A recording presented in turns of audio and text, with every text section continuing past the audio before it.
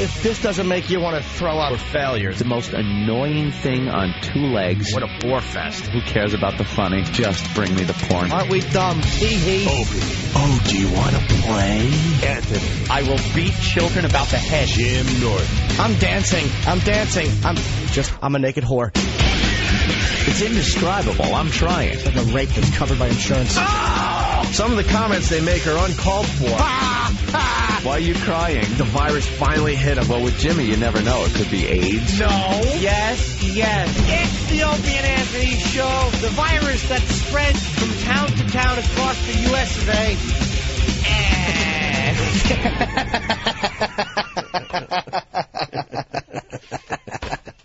I hate you. But enough of this palaver. Let's get the show on the road.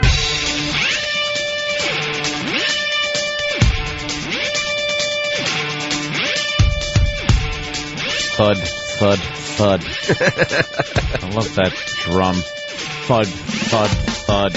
I used to love this intro music. Yeah. Now I just realize why so dramatic. Why so dramatic? Everything's so dramatic. Wow, this is the music that says we're on. We're on the air. Alert, everybody. The Opie and Anthony Show's about to broadcast. Alert. Good morning. Welcome to the Opie and Anthony Show. Self-important. I see a bunch of pal talkers just waking up for their day. That's it. Good morning, pal talkers. I gotta get the E-Rock cam up. There we go. Isn't it weigh-in day for him later? Yeah. Okay. I think the bit's over, though. I think he lost a little weight. You can see it in his face or something. He's also wearing black. That makes you look thinner. He knows what he's doing. He's all over this one. He's not going to be made the fool. Yeah, we'll weigh him later, though. It's the O&A virus spreading across America.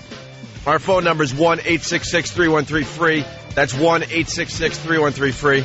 It is kind of cool to check out Pal Talk because you can tell people are setting their alarms to start their day with the Opie and Anthony Show. Yeah. They're all right now just stretching and getting their morning coffee and... Oh, and morning cigarette. Jesus. A morning cigarette. You get to see the first glimpse of nudity. Wow, my voice just changed like I'm 15 years old. Can I point out how great it is that poor Eric loses a little weight and you go, all right, bit over. He's actually starting to look good again. Oh, it's yeah, why give him acknowledgement of that? Just We're not doing the bit to try to help him with his plight. We're praying that he's gaining weight. Loses weight, who cares? The fun is in the fact that he steps on the scale and he gained a pound or two, and then we just point and laugh at him. Yeah. Then he lost some weight and bit over. Yeah, we got lots to do today. We really do. Whoa. You want to start with the front page of the paper? Yeah, sure. That annoys me. Well, we were talking about how this annoys us, and then we realized we were annoyed at the opposite ends of the spectrum on this one. Yeah, but then people are going to think I'm like real liberal or something, but that's not what I'm getting at. Basically, the front page of the New York Post is there's a hoity-toity antique shop. Yes. Carl Kemp and Associates Limited Antiques. On the Upper East Side, a place that I would never hang out in. Dude, it's called Antiques. Did you say Antiques? I'm just heading the idiot off at the pass that writes that one in. So it's a hoity-toity. You go in there and you pay $2,000 for something that some dead person used to own. Lampshade made of skin, perhaps. Some type of antique. And it's on the Upper East Side, which is just the area of New York City. Kemp. And yeah, what's his name? Zell. White Angel. Carl Kemp. Yeah, Carl Kemp. Carl Kemp. Antiques. He owns an antique store in the very, very rich Upper East Side neighborhood, I guess. Yeah, and well, here's the deal. It's like I said, it's a hoity-toity shop. People go in there and they spend a ridiculous amount of money on crap, old crap.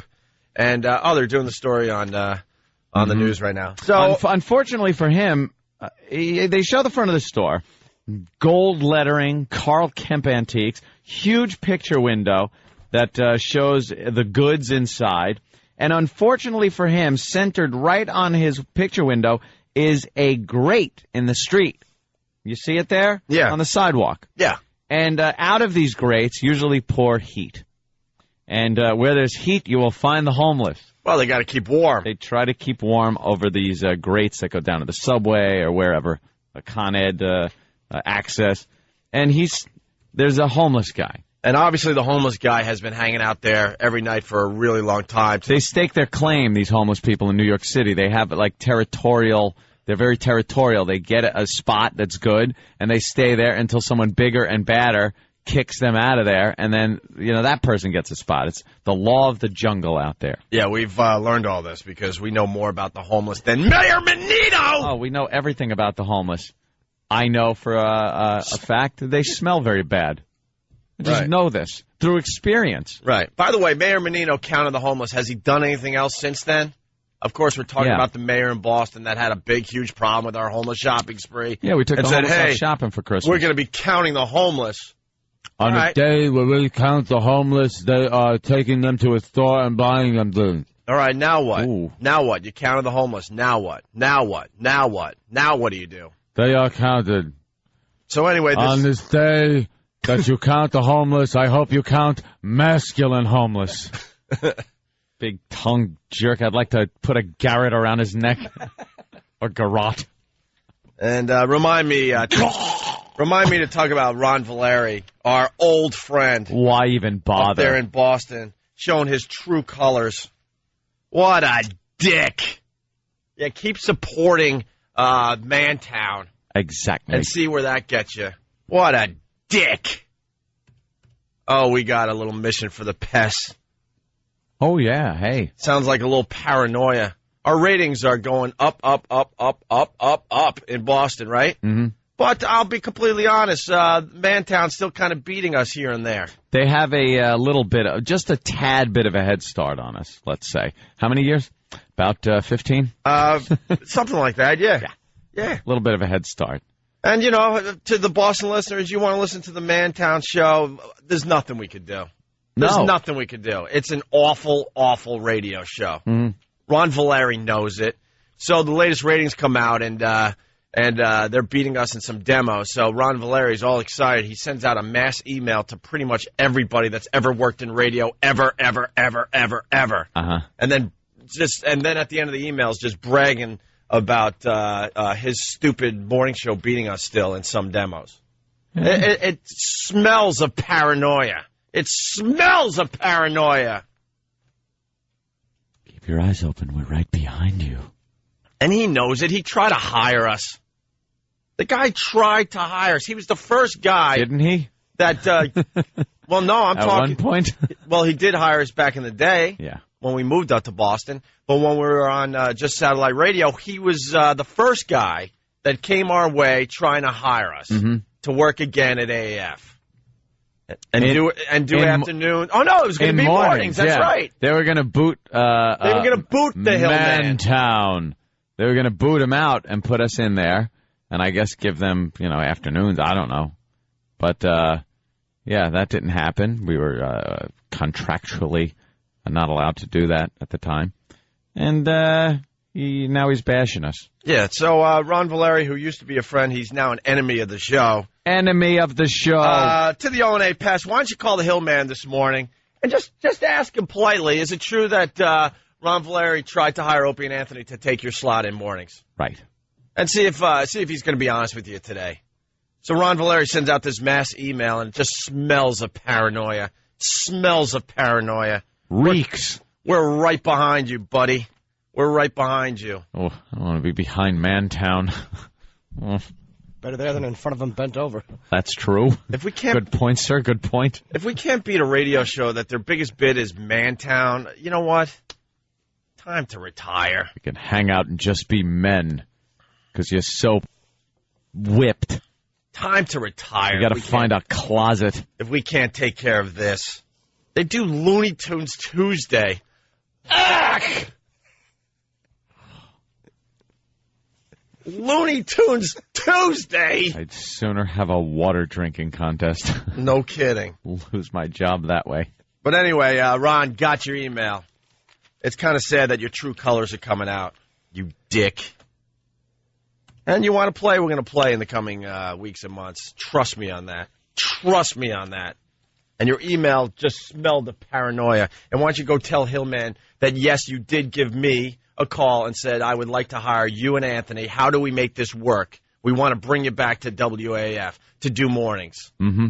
Why don't you go march down the hall and tell Hillman that is true, because that's going to create a little friction between you two. I don't think he'll do that. Of course Even though not. you're asking. Well, the listeners will be calling up to Hillman today and ask. You guys ask him. Ask him. And get a hold of Ron Valeri and ask him. You want to be honest, you want to be sending out these emails to everybody. Well, let's play then. Send him emails. Now we start playing. Call them. Anyway, backing up to the homeless situation. So this guy, Carl Kemp, in his antique shop up there on the Upper East Side. Yeah, like Ann said, a grate that keeps the homeless warm. A guy, I guess he's been hanging out. That's his spot. Yeah. His little piece of New York is That's this it. grate in front of this hoity-toity antique shop. And before you start wondering what type of homeless guy this isn't the type that people like. This isn't the type of homeless guy that is, he was working, had his family, and through losing his job and health benefits, he lost this, ended up in a shelter. And this guy is a lunatic. Look at his face. He's a crazy person. Adorable. Adorable. He looks like he can play Santa Claus. Dude, who are you kidding? He looks like Tippy Tom. He's the third Tippy Tom we've seen so far. He looks like a cleaner Tippy Tom. He looks like you put a red suit on, he could play Santa Claus at Macy's. No. Yes, look at him. Look into those eyes. I'll show you creepy, scary homeless guys. Just come to my apartment at 4 in the morning. Well, you know something? If he was sane and a sweet guy, maybe he wouldn't have this quote in the paper. All right. Let me get my... Is this a real quote? This is a real quote. All right. Go ahead. Now, if he was sane, he might have been able to explain himself and say, you know, why he was homeless and why he's here, and maybe garner a little sympathy with people. But when asked about this situation, he said, "Leave me the alone," he grumbled. "I don't want to be involved." All right, so what's and the later, problem? the same man walked up to Kemp's store window after closing at about 6:20 and placed 2 bags of miscellaneous garbage on either side of the warm grate. He got down in the fetal position and did not respond to further questioning. He's crazy. He's one of these crazy New York homeless guys. And apparently Carl Kemp is upset with this. So he's decided to take a unique little tack in this whole thing. And finally, we get to the punchline here. This guy, Carl Kemp, is suing the homeless guy, for $1 million. Suing him for $1 million for driving customers. He says the whole thing is because he drives customers away. Customers don't want to visit his store because they're intimidated or the bad smell coming off the homeless guy. Not true. It's so not true. How is it not true? Because when you live in New York, this is just part of what it is. You're walking by homeless people all the time. They're sleeping in front of stores. You step over them to go into nice restaurants. All this is going on in New York City all the time. Well, you live in New York, you're used to this. And he's suing for $1 million, knowing that, you know, this homeless guy ain't going to be able to defend against $1 million lawsuit. And you're taking the side of Carl Kemp. I just think that the Giuliani tried to do this years ago. They're crazy people roaming the streets. They're not. There's different types of homeless. And people are mistaking these hard luck stories, people down on their luck, with the lunatic homeless. This guy is lunatic homeless. This is a guy that perhaps will just take a cobblestone and smash someone on the back of the head someday for no apparent reason. He's a crazy person. Yeah. So you've commented in the past about homeless people outside your window keeping you awake when you used to sleep in the bedroom. Yeah, for the new listeners, I'm not an advocate of the homeless. If I see a homeless person, if I'm in a good mood, I'll give a few dollars, but I'm not like chasing down homeless people to try to take care of them or give them money every single time. Some people, I basically look at them and go, get lost, get a job. I am like that as well. And other times I'll give money. It just depends on my mood that day. But yes, homeless guys sleep right outside my apartment. Yeah, and you said when you used to sleep in that room upstairs instead of downstairs in the rat basement. Right. You said you heard them rummaging through the garbage, getting in fights. Yeah. Yeah, and it kept you up. Well, it was annoying. Club Soda Kenny sees the homeless guy because he warns me every morning. He's like, he's out there today. And he lays down a mattress and everything. Isn't it annoying? I just kind of walk past him, to be honest with you. He's kind of creepy because he's a black older homeless guy that wears women's lingerie. Oh, the story turns sexy. He wears women's lingerie? Yeah.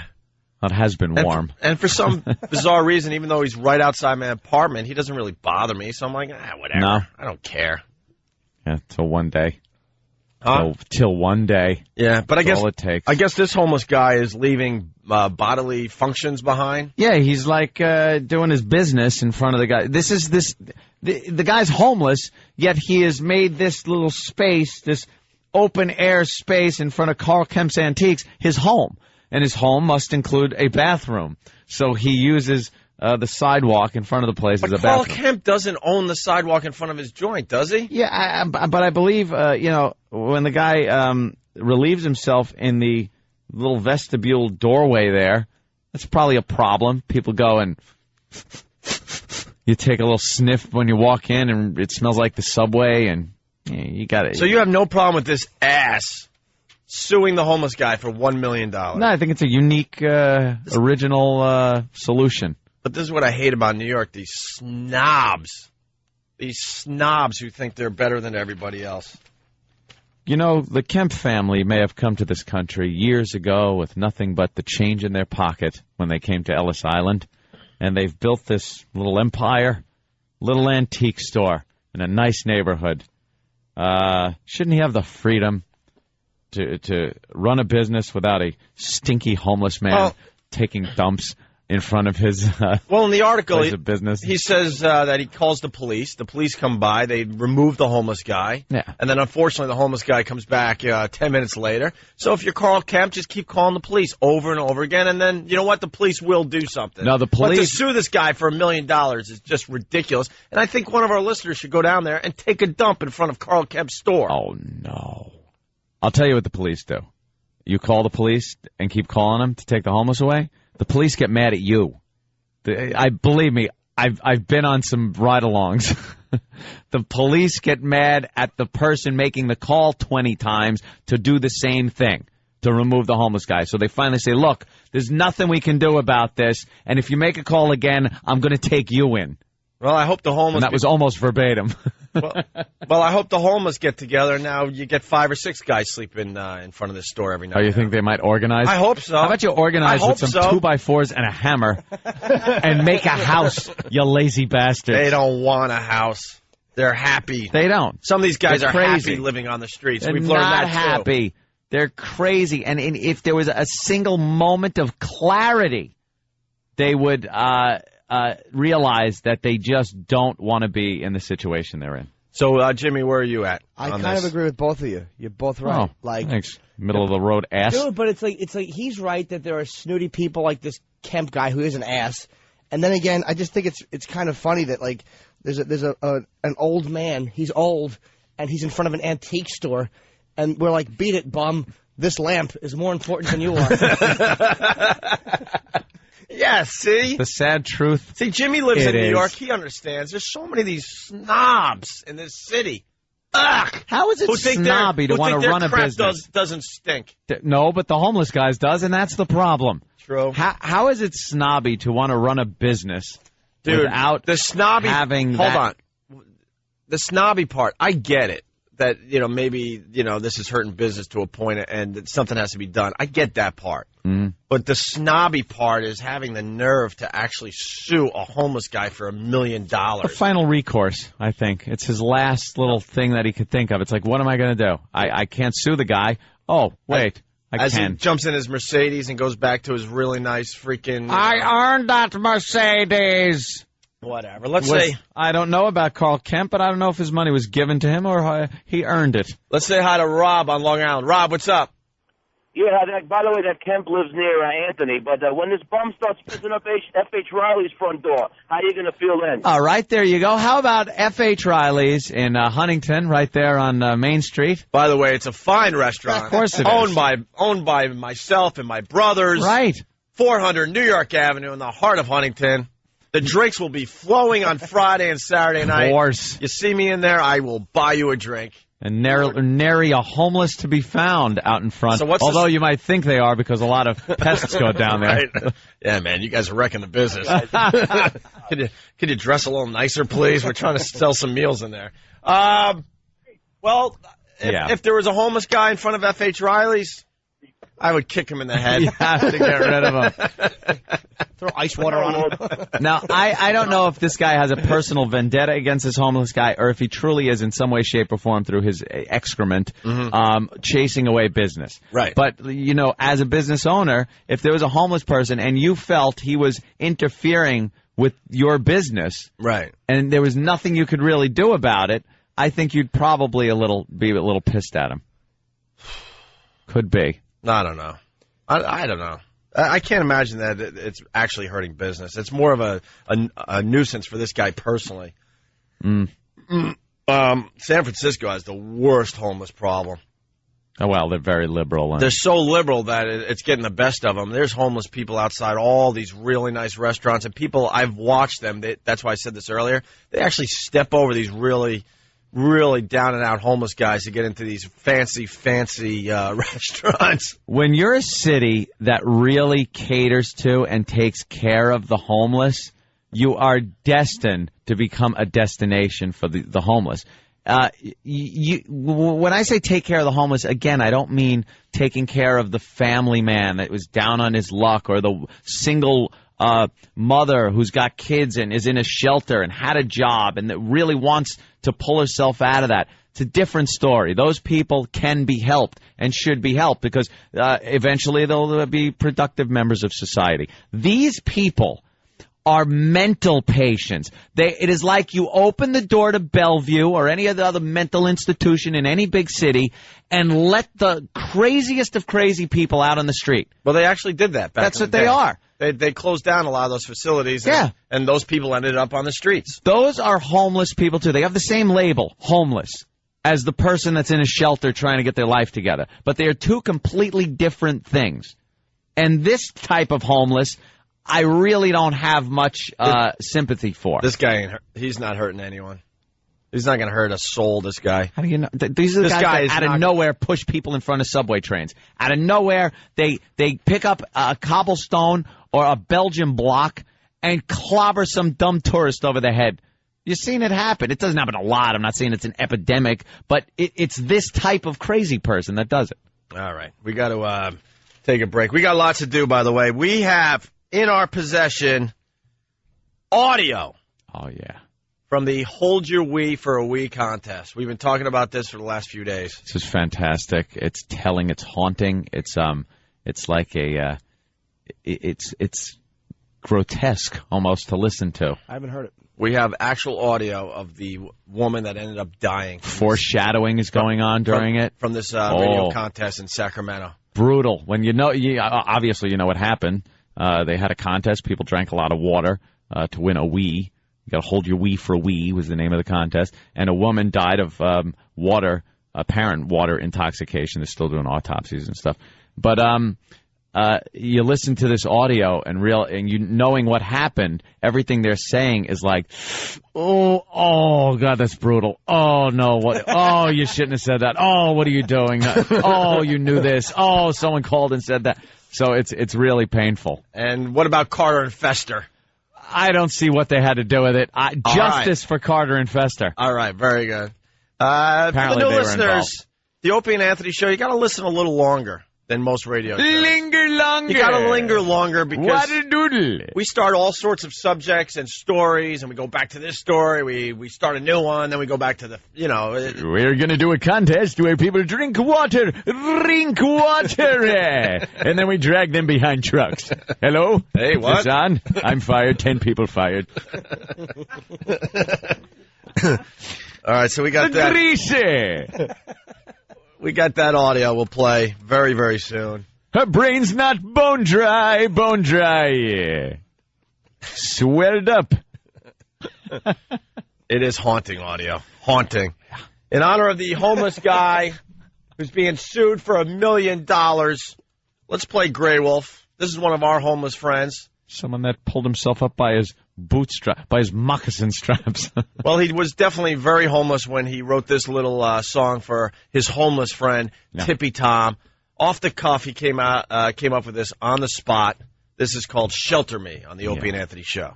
See how this comes out, all right? They're right there. All right, here we go. I got it break.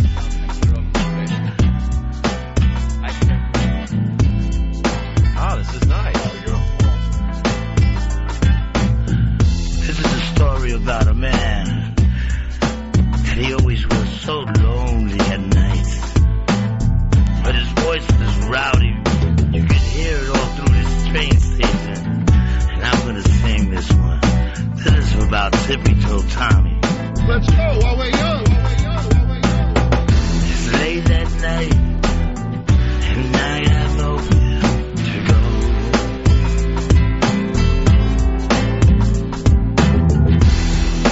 Money's gone and also all my friends. And the cop says to me, hey, you smell bad, get out of here. And he says, and you know I have an angel. And he says, that angel, shelter me from the pouring rain. You have homes. This is my life. So much pain.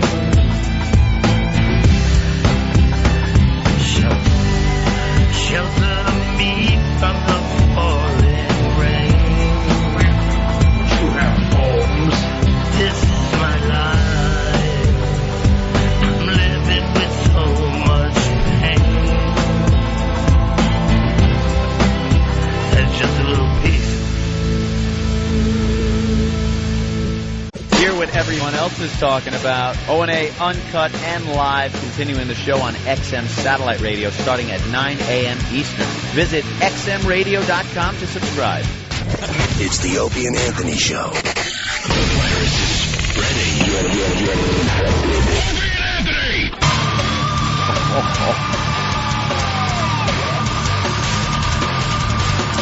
We're back with the Opie and Anthony Show. Good morning. Thanks for checking us out today. We got instant feedback. You go to opieandanthony.com. There's a little thing you can click on. Comment about what we're talking about on the show. And some of your comments make the air. And what the hell? We'll give some airtime to Carl from New Jersey. Carl. One of my many haters, by the way. Oh. Opie, don't try to sympathize with what homeless people have to go through, a-hole. You're the dick that stomped on that homeless dude's cake and thought it was the funniest thing ever. What? You're a effing douchebag. Do I have to explain that again?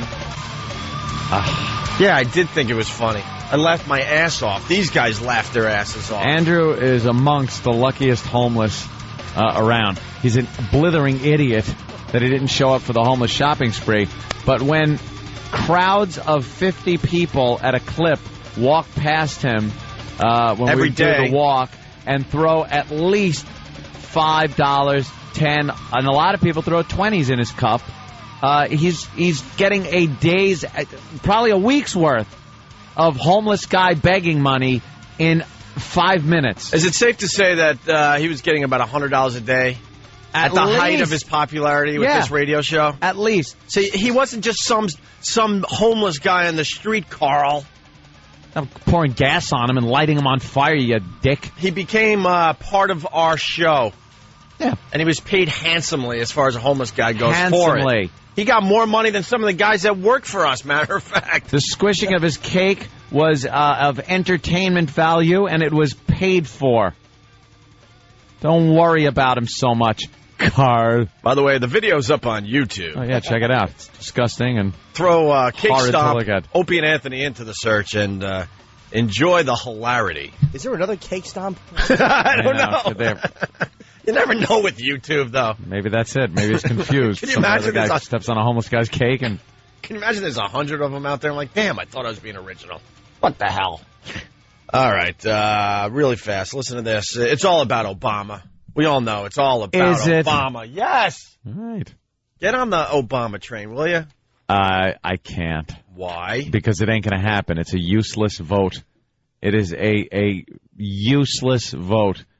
And again, if I have to vote Republican because the Democrats can't come up with a real non-comedy ticket, I'll vote Republican again. What if Obama had an entire white staff? Who are they? See, he has an entire black staff, and I think that's what's going to hurt him a little bit as well. Because you got to warm up Whitey a little bit to the idea that we might have a black president. You better start warming up Middle America. What is it going to take? A problem. We discussed this yesterday. What is it going to take? A white man. A white man that is kind of middle of the road, not liberal, not a crazy liberal, not a crazy conservative, but a Democrat that isn't completely liberal on everything, that follows that Democratic friggin' line right down. They're just like the Republicans follow that stupid conservative line on everything. You can't make up your own mind on individual issues. You got to buy the whole ticket. Enough. So if there's some guy like that, he'll be voted in. Well, he was on Larry King recently. Yeah. And by the way, this clip's not about Obama. No. Larry King asks Obama a question. Uh-huh. It's the question or the statement that Larry King makes that is very interesting. I was just saying in a little Obama talk. Oh, of course. Doesn't mean crap to it as far as what we're about to play here. I do have the answer, by the way, for the type of black man that would win presidency. It's not an all-black staff, but he should be forced to address all white people the way Morgan Freeman addressed Jessica Tandy in Driving Miss Daisy. With that same reverence and love. That could help. I don't think his middle name of Hussein helps either, to tell you the truth. I know what's in a name. A rose by any other name. By any other. You can't have the name Hussein in this day and age and become president. Why? We can't have a president where the name Hussein comes into play. Why couldn't Barack Obama, be a candidate for the 1984 presidency? Why did it have to be this one with Osama still out there? Osama bin Laden's out there, so his name sounds like Osama. Saddam Hussein. His middle name is Hussein. Who the hell am I voting for? It's ridiculous. His last name should be Hitler. Yeah. Pete Hitler. Pete Hitler would win. And we all know. This guy. And we all know, including the people listening to us right now, that America in general is filled with a bunch of dummies. For the most part. They're going to get very confused, and they're going to really believe that they're voting for Osama. Osama bin Laden Hussein is running for what? I'm not pulling that lever. It's probably releases anthrax. Right. All right, listen to this from Larry King. Just another classic soundbite from Larry King. Then we will be with them as Obama. partners, but this is not something in which we can simply impose a military solution. President Kennedy wants congressional consent for this troop increase. You support that? Well, my office is looking at a variety of options to place some conditions on the president's actions. Who? President Kennedy. Did he refer to President Bush as President Kennedy? Yeah, and unfortunately, Obama didn't even... Obama should have picked up on it. Didn't even Larry, pause. you doddering old fool. It's time to retire. President Kennedy, what do you think about his troop increase in the NAM? Larry. Larry, hello. It's 2007. 2007, Larry. What are you talking about? The New Deal. Are you for it? Or against it? What about it? The New Deal. That Woody Wilson. He's a madman. Obama, your comments. Right. Obama, how do you feel about the Whig Party? You think you can hold them off in this upcoming election? Sarah, connect me to Chicago. We have a caller. Let me climb the telephone pole and talk to him. We have another call coming in over the humming wires. Stupid Larry King. President Kennedy. Obama, what's going to be done with all that land now that we've made the Louisiana Purchase? Got a good deal on that from what I hear. Right. President Kennedy. Do you think you could win all 32 states? What a dope. He was off by one party and 45 years. An ass. Let's go to a Western Union from Bill in Texas. Larry, stop. What do you think about the railroads meeting coast to coast? Stop.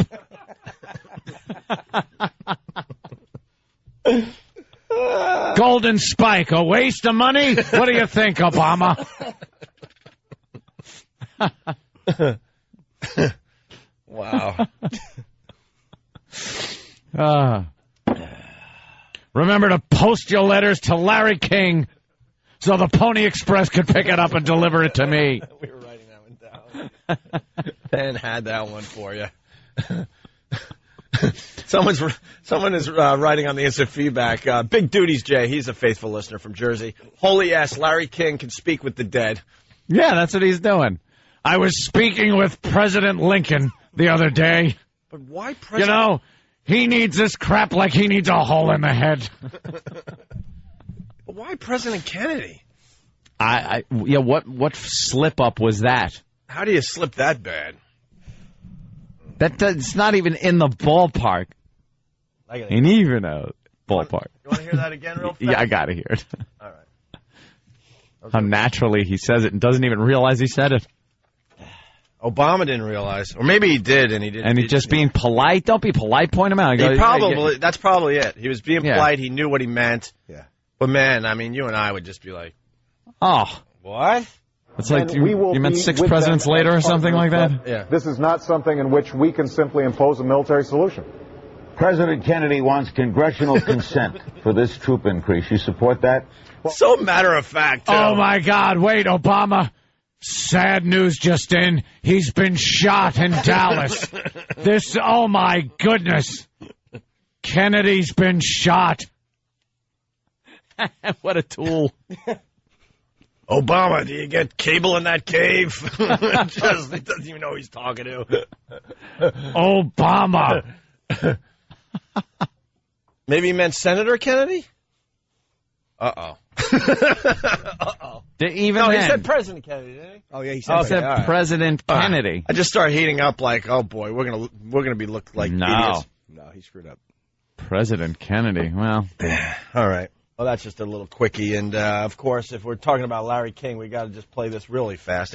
It's a quickie, but it's one of our faves of all time. Ladies and gentlemen, here they come at the Palladium in Los Angeles. They're back together, their first live get-together in 5 years. The Motley Crue. The Motley Crue are back. I didn't even know they were gone.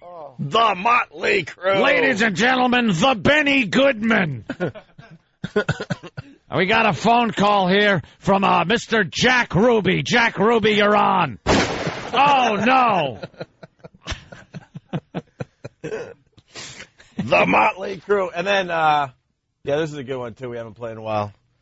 Roseanne Barr explains the Internet to Larry King. I still call her Roseanne Barr, by the way. Yeah. The Internet as a political medium, viable?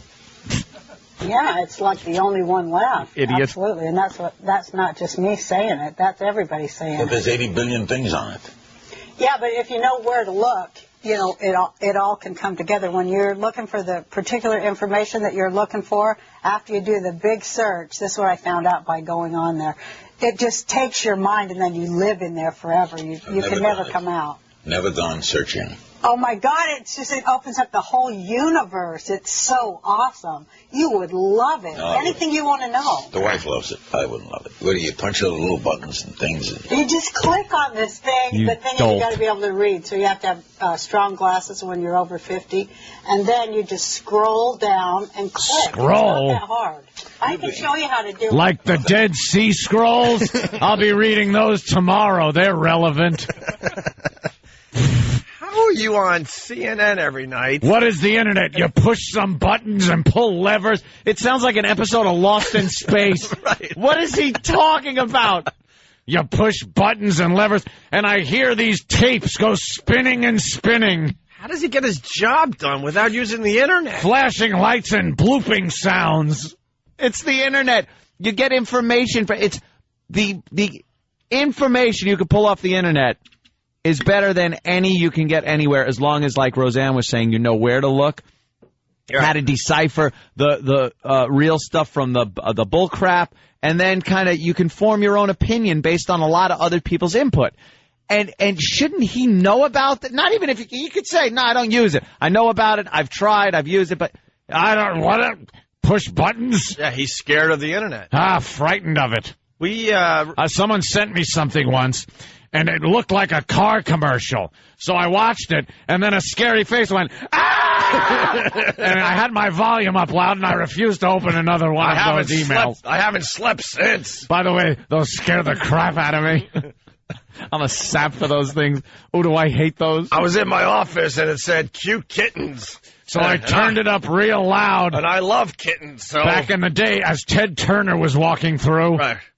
So I turned up the volume because it said, turn up the volume, you're going to see some cute kittens. And they were adorable. They really were. Right up until the loud volume started yelling, the boss is the C word. The boss is the C word. And I didn't know how to turn it off. C word. One of my favorites of all time, by the way. You know, we'll be talking about the internet and Rutherford B. Hayes tomorrow on my show. Ever since I saw Tub Girl, I haven't turned my computer on.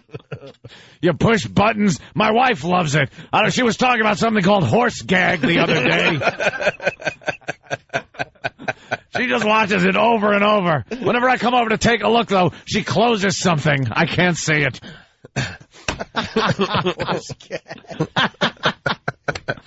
Oh, what an idiot. How could you be in media? I don't care how old you are. Stop it, old people.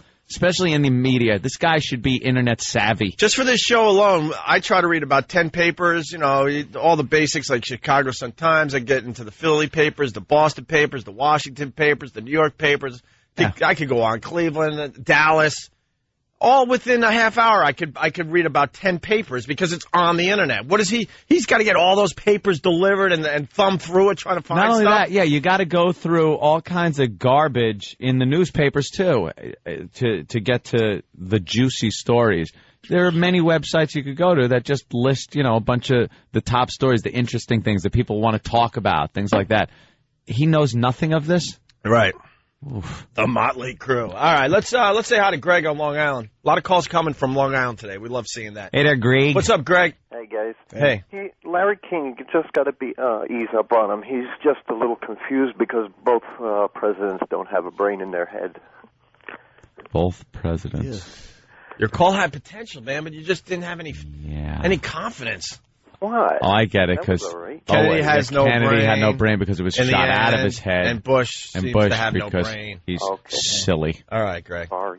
That's okay. Right. We'll let you slide. My favorite part of that Larry King Motley Crue intro, I love the fact he calls them the Motley Crue, but I also love the fact that he goes, it's their first get-together. Get together. Right. Get together. Larry, you know what these guys used to do? Playing a concerto for you. A get-together. They used to bang broads and then take tacos and do and let's just say wash so they wouldn't get caught for cheating by the the women they were going out with at the time. They would wash themselves with burritos and tacos and Mexican food. Right. That was available around the corner from the house they all lived in. Get together. These guys used to, like, do heroin together. Yeah. You know, one of them died with a needle in his arm and was brought back to life. Right. Get together, a little coffee clutch. Stephen S. from Bayshore. Larry wants to know what's with that lonely girl 15. Now, I do dig her on the YouTube. She's adorable. It would be great if we found out Larry was an internet predator. Larry King, you've come to this house for sex. Hi, it's LK1065. How are you? 13. Here are some pictures of me. I know how to send pictures nude. Maybe that's why he's going on a show claiming he has no clue about I the know internet. nothing about this, and please don't look at my hard drive. Loaded with pictures of that cute Dakota Fanning. I've got mail. I know what that means. Oh, boy, they're coming in. We'll trade pics of same. Oh, whoa, whoa. There's a house in the suburbs. You want me to come over and visit? Bring some Zima and condoms? Okay, I'm in. See you there. I'm 28 years old.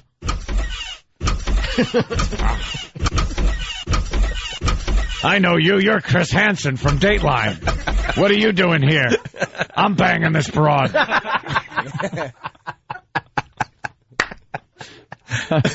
You won't believe who came into our house next.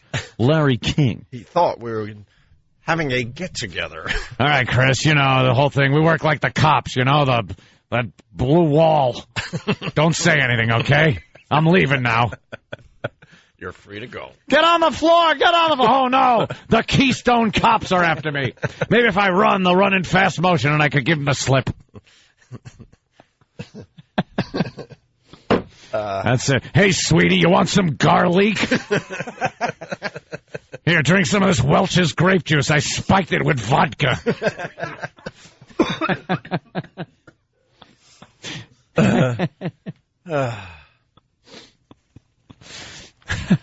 Just let me finish my cookie, Chris. An iced tea that the young lady poured me before you arrest me. By the way, everyone's saying that he meant Senator Kennedy. Whatever. You got 20 minutes of hilarity because of that. I don't care if he meant senator. He said president. Yeah. Guy's a jackass. I was hoping he got the president wrong, too, but all right, whatever. When we return, and by the way, I've been saying for days that we would be dragged into the story. The first article coming from the Mercury News, famous radio stunts gone bad. Of course. And we're under the category of death and churches. Oof. We'll get into that. Of course, we're talking about the Hold Your Wee for a Wee contest that the Morning Rave did.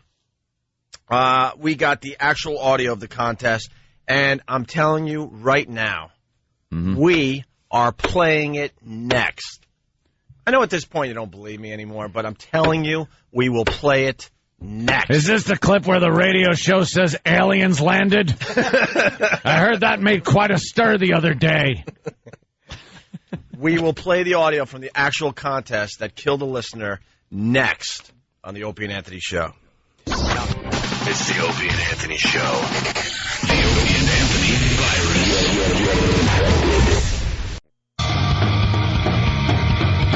We're back with the Opie and Anthony Show. Festivities.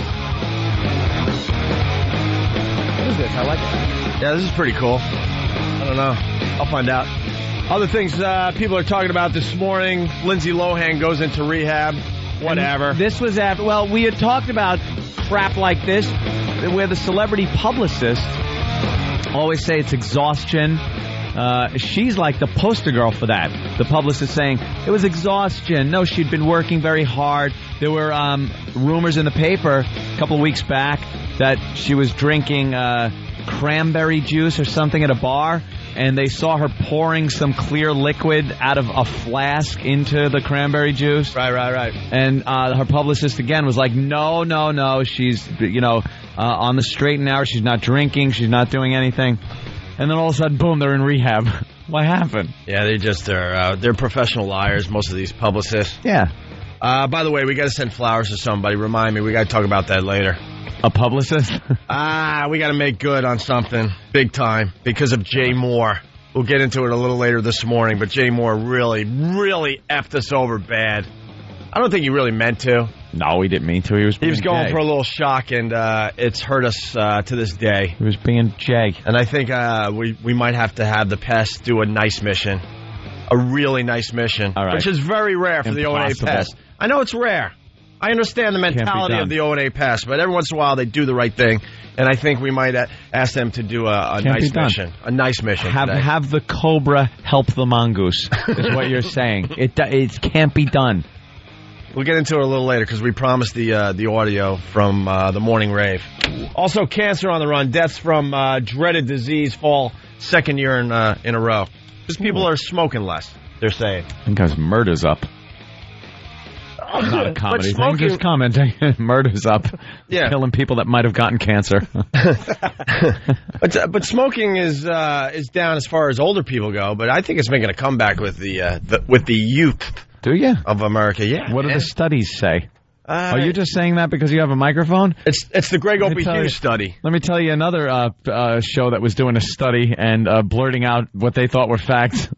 Yeah. The morning rave. True. All right, let's get into the morning rave. You want to explain this once again, Anthony, for the people that maybe are listening to us for the first time? Under a rock? Yeah. This is a show in Sacramento called The Morning Rave. They were on a station called The End, and they had a contest. Win a Wii. Hold your Wii for a Wii. It was one of these things where a bunch of contestants came in. They had to drink a lot of water and hold it. They weren't able to use the restroom. And the person that could hold it for the longest won a Wii, one of the very popular gaming systems. So, sounds innocent enough until you realize that people die from this water intoxication. It just throws off your body chemistry so badly that your brain cells start swelling and you die. I hear it's a really tough thing to do, though. Every once in a while you get a fraternity guy drop in, but I think it really depends on your size. It's like alcohol. It depends on your size, your what you have in your body. Did you eat? Do you have enough sodium in your body? Enough electrolytes in your body at the time? Were you fasting to make more room for the water? So now your defenses are down as far as having the right chemicals in your body at that time. And it sounds like maybe that's what happened to her. So she drank a bunch of water. She died. Mm-hmm. 10 heads rolled over there at the station. 10 people got fired. The whole show got fired. Production staff, all the producers got fired. And, my God, Carter and Fester. Poor Carter and Fester. Poor Carter and Fester. They're not even part of the morning rave. I don't even know who they are. But I love their names. I think they're another show on the station, or were another show on the station. If we ever have to change our radio names, Opie, Carter and Fester, we're just stealing those names. Oh, because Opie and Anthony is just the coolest thing. Ugh, I hate my name. Carter and Fester. It's a nickname I got when I was 12, by the way. Yeah. And Anthony and I didn't get together and go, wow, here's a great radio name. No.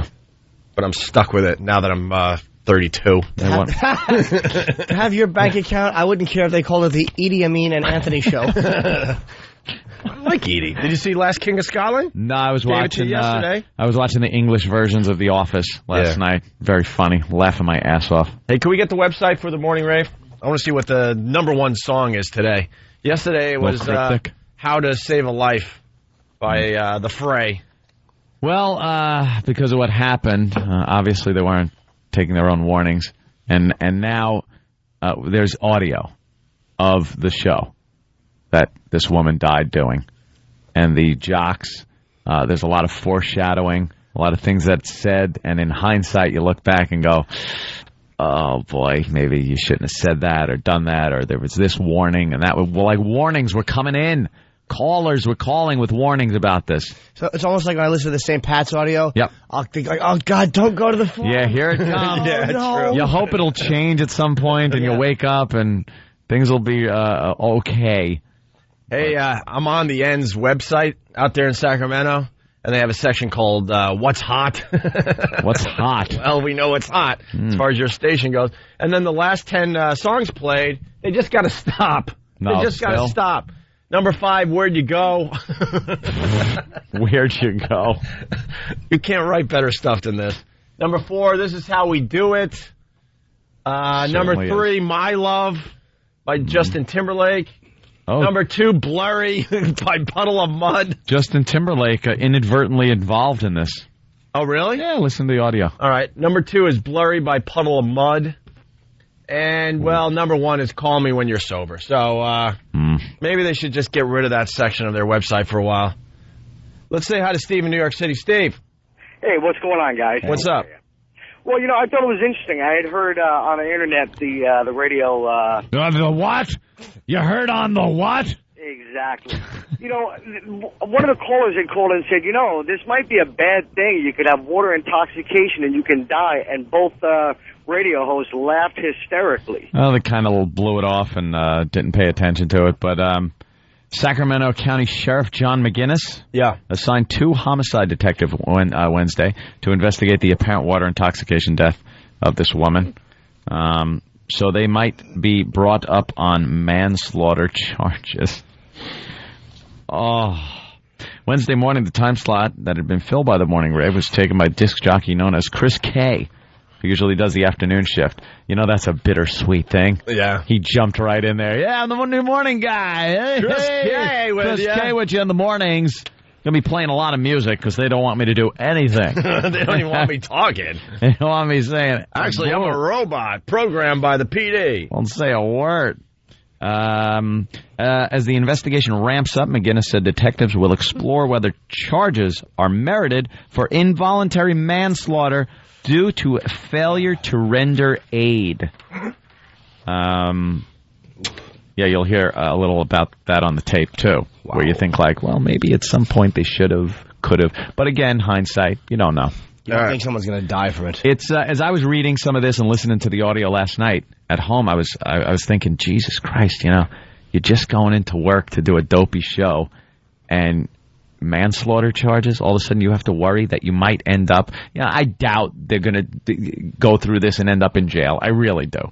But just that whole thing of having to go through that, you're just at work one day having a goofy radio show. Especially that show. It sounds goofy. Whoa, everybody! Whoa, hey, how you doing? What? 10 years? What? But we were just doing a gag. What happened? Your Honor, what? How the hell does it go from that, you're having all kinds of fun, to they're investigating you on murder charges?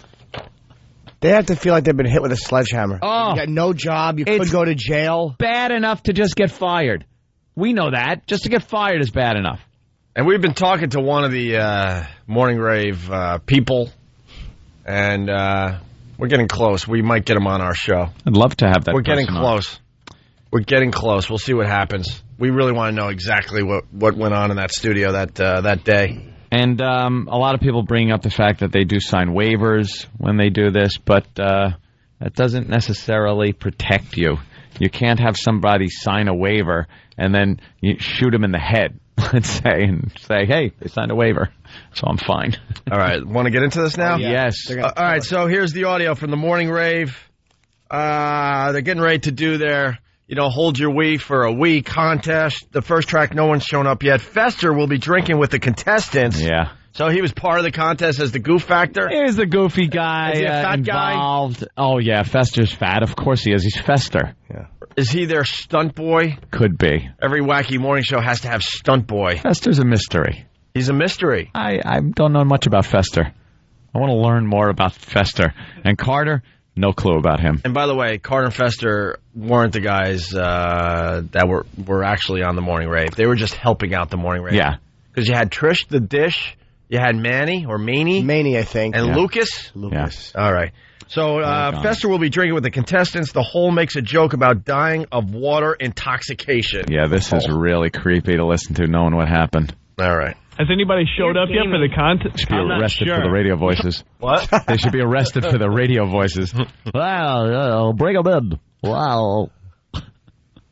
Has anybody showed up yet for the contest? I'm not sure. We told them to be here by 6 a.m., and then at 6 a.m. we're going to rally them all together.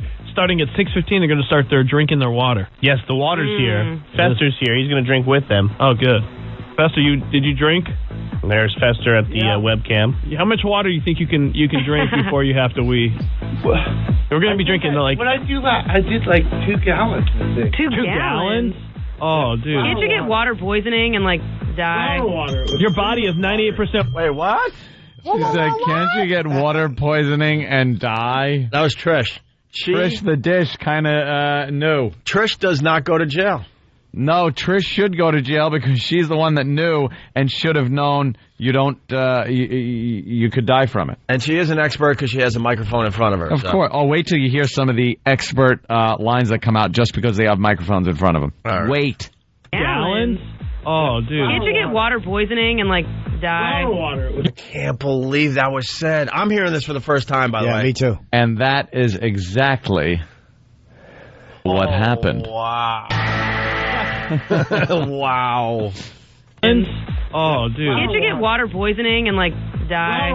Your body is 98% water. Why can't you take in as much water as you want? I don't know. Though, because that poor kid in college. I know. That's what I was thinking. Yeah, well, he was doing other things. Maybe we should have researched this. I don't know. I think what they were touching on. Oh, my God. Yeah, they were touching on one of those fraternity hazings where a kid died from water intoxication, and they kind of brought that up and said, well, he was doing other things. Drinking. Yeah, drinking water. Right. Yes, and dying. And dying, yes, of course. Wow. Yeah. Wow, this is really interesting. A little eerie. I know. That's what I was thinking. Yeah, well, he was doing other things. Maybe we should have researched this I don't know. before. I mean, yeah, we never do this before I start doing something. Well, Next thing you know, I break out in hives. I'm in an ambulance. If it gets dangerous for somebody, their body will automatically throw it up. And if you throw up the water, you're out of the contest. Ah, he knows. All right, well, there you go. See, was that Dr. Maney or Dr. Fester? Dr. Carter? Which doctor was that? I have a feeling that they saw the Baby Bird video, by the way. I have Really? a feeling we're indirectly involved with this. Absolutely. With him saying, if you puke the water up, you're out. Kind of like our eggnog drinking contest. I don't want to do a hoo-hoo here. Tell him, I Fred. invented a vomiting. But I have a feeling because our Baby Bird video was just viewed by millions and millions of people. That went viral all over the world. I'm starting to think that we're indirectly involved with this. I'm glad. Just indirectly. I'm glad that's never happened with one of our wonderful contests that we've had where people have had to consume stuff. That eggnog thing. People have brought that up. Yeah. They drank a lot of eggnog. Yeah. But throwing it up, I guess, what saved them? Or can you get the same thing from eggnog as you can from water? I don't know. We don't do any stuff research. in eggnog. I know. Again, we don't do any research like I don't that. know. Jesus.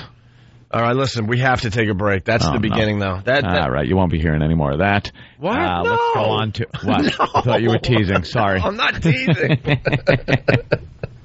Like the good old days. Look at the time. Do we have to break or not? We have to break. Of course we do. We have another 1, 2, 3, 4, 5 tracks to go. But there you go. There's the taste. Gets creepy. That's the beginning of the contest. They're waiting for the contestants to show up. They basically brought to the table that don't people die from this? And you get to hear the actual dead woman speak. Well, that's a little beforehand. Creepy. That's a little creepy. Yeah, it is really kind of creepy. She sounds very fun, energetic. Really? Yeah, right up until her last appearance. The last segment, she kind of sounds a little like... Really? Yeah. Oh, wow. All right. Maybe they... Can we hurry up through this break? We got to get right back to this. Hospital. We'll get right back to this after the break. It's the Opie and Anthony Show. It's the Opie and Anthony Show.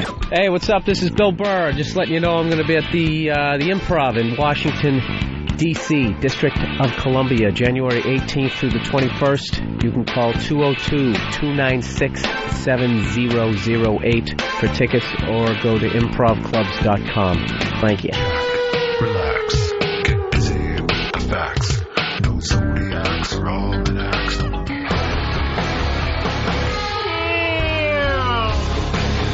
All right. Now we got plenty of time. It's the Opie and Anthony Show. The O&A virus spreading across America. Why don't you explain what's going on Pal Talk this morning, Anthony? Well, everyone's waking up. Waking up with the Opie and Anthony Show. It's wonderful. This is a very interactive radio show to the new listeners. Very interactive. We got Pal Talk cameras in the studio. We got, what, 2 in here? Yeah, we got 2 in here. And what happened to the office cam? Because people kind of enjoyed that as well. Yeah, I don't know what happened to that. And the Pal Talk cameras are on, and the audio's on, so you can kind of hear what we're doing while you guys are listening to commercials on the radio. Yeah, we carry on our discussions, have fun, watch other people's cameras, or one other person's camera, depending on what's happening at any given moment. Baby girl this morning. Yeah, baby girl this morning has been very entertaining. Just decided I'm just going to be naked in bed. She's giving little shows, and then Jimmy asked to see her hiney. He actually used the word hiney. And she showed her hiney. She certainly did. Then she's smoking away. Oh, yeah. She loves smoking cigarettes. There's a lot of other things going on, but we got to keep it friendly over here. All right, morning rave audio. So where were we? We just played the first clip of this fine morning show that's no longer going to be heard ever, ever, ever again. The morning rave, yeah. And they're gearing up for the big contest that wound up allegedly killing a woman from water intoxication. And they're discussing the dangers. And they're not quite sure of it. One of the jocks seems to think he has the information that you would throw up before you die of anything. Like, wouldn't that mean you could take as much poison as you wanted? You could drink like Drano, but as long as you throw up, you're okay? You would not throw up from drinking water. There's nothing in water to make you. People would throw up just from. Some people do. Your stomach can't take that much being in it, so you throw it up. But once you start absorbing it, it's over, Johnny. Okay. Well, we're up to the next track. Caller calls in to tell the show that the contestants can die. Yeah. There were a lot of signs. Forewarning. Even the hosts were, like, wondering if someone could die. I heard you could die from this. Die. And then one of them just said, nah, I don't think that's possible. Nah, you throw up first. Let's move on. Caller calls up, goes, look, you could die from this. The hosts already know that. More jokes about dying. Oh, Here we go from the morning rave, doing the Hold Your Wee for a Wee contest. Eva? All right, enough with the music in the background. Shut up. They do that at AAF. You got to talk over music because what you have to say is not important. That's what that says. And yes, we had to do that back in the day. We weren't happy about it, and we thank God moved on. Eva? Yes. What do you want to say? I want to say that that those people that are drinking all that water can get sick and possibly die from water intoxication. Yeah, we're aware of that. They signed releases, so we're not responsible. It's okay. And if they get to the point where they have to throw up, then they're going to throw up and they're out of the contest before they die. So that's good, right? Oh, that's mean. I suppose so. Yeah. Did you hear the whole? How come you guys? Did you hear the whole? Oh, that's mean. Nah. Oh, gosh, guys. The hole is just doing what holes do. Now. Guys. Oh, you killed her, guys. Now, come on. That's mean. That is mean. That's good, right? Oh, that's mean. I suppose so. Yeah. All right. How come you guys didn't do it? Thanks for looking out, though. We don't want to die. Oh, okay. Let me ask Carter if anybody's dying. We ain't dying. Hey, Carter, is anybody dying in there? We got a guy that's just about to die. Oh, good. Make sure you sign I like that we laugh at that. Yeah. Holy crap. Yeah, we got a guy that's about to die. Oh, my God. The signs were everywhere. I guarantee you, none of these people involved in this show can listen to this. They have not brought themselves to be able to listen to this yet. No, of course not. Because it's just, the foreshadowing is creepy. Although the criminal action now, they might have to go, what did I say that could get me in jail? Like this, they might listen to this out of necessity. Like, did I say anything that can get me thrown in jail? Like, they're kind of showing knowledge of this. Now, with my limited knowledge of the law, I would think this hurts them more than helps them because this takes away the pleading ignorance factor. Like, we had no idea that water could be dangerous to anybody. We had no warnings or anything. Obviously, they had some warnings, and instead of heeding them, decided to laugh them off. So not only are they so fired, I'm starting to think they're so guilty now. So in jail? Not just guilty, so guilty. Oh. Want to hear the next track? Ow! Oh, look at me. My dumper hurts. Been in prison for a day. Bill from Waterford, I love it. They sign releases, so we'll be okay. That's hilarious. Yeah, you'll be okay. All right, here we go. The host talked to the last two contestants, including Jennifer. So now, what you're about to hear, the contest has been going on for a while. They're getting close to 2 gallons of water. Jennifer, you're going to hear her voice for the first time here. She ended up dying after she left the studio. A mere hours later, but this is beyond creepy, this next clip. Carter. Yeah. It's down to 2 people? Yes. Let's talk to the final 2 people. Okay, hang on a sec. Yes. Come over here, ladies. We'll try to entice them with Yes, I got something big. All right. 2 women left. It's 2 chicks. Hang on a sec. All right. There you go. Hello. Hi, who's this? Jennifer. Who? Oh, my God, I can't listen to this. Jennifer, the dead girl. She sounds kind of She sounds cute. Yeah. But she's not. She's back from the dead. It's creepy. Did you hear the whole 2 go, ha, ha, ha, 2 women left. 2 women left, ha, ha. Ha, ha. See, the girls can do it. You go, girl. I mean, go. Hello. Die. Hi, who's this? Jennifer. Who? Jennifer. Jennifer? Yeah. Congratulations on making it to the final 2. Thank you. How are you feeling? I don't have to go pee, but my stomach is like really, really full. Yeah. Yeah. Is it all the way back up to your neck? It looks like I'm pregnant again. It's pretty funny. I'm kind of entertained. How much longer do you think you could go, Jennifer? As long as my stomach will continue to let me. I don't know. 10 maybe hours? a couple more. Yeah, she had about 10 hours left in her her life at this point. Amazing. She had 10 hours left to live. Oof. We're listening to someone that ends up dying. That's creepy. Yeah. Let's talk to a lawyer. We got Jonathan. Jonathan, what's up? Opie Anthony, how you doing, guys? All right, what do you got on this case? I practice both in California and Jersey, and this is a definite criminal negligence case. If it's not involuntary manslaughter, they can get them on criminal negligence almost 100%. Because they show the necessity that the contest is more important than human life.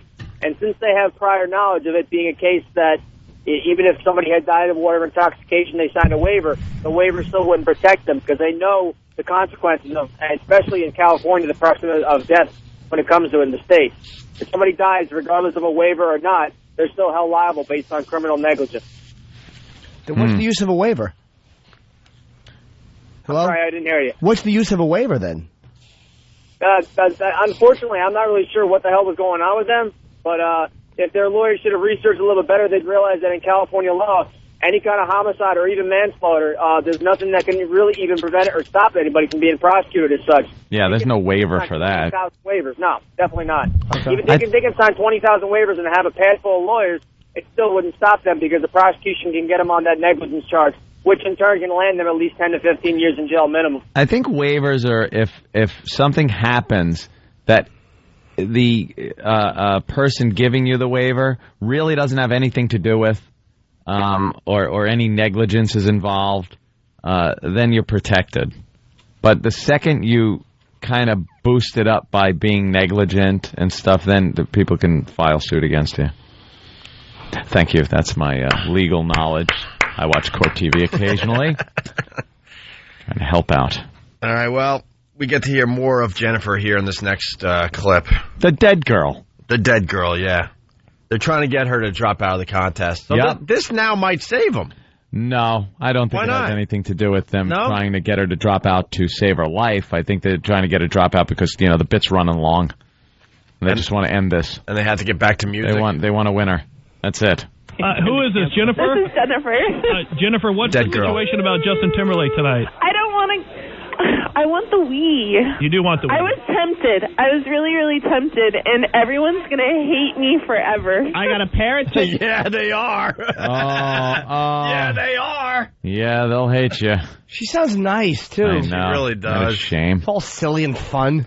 Just having a good time.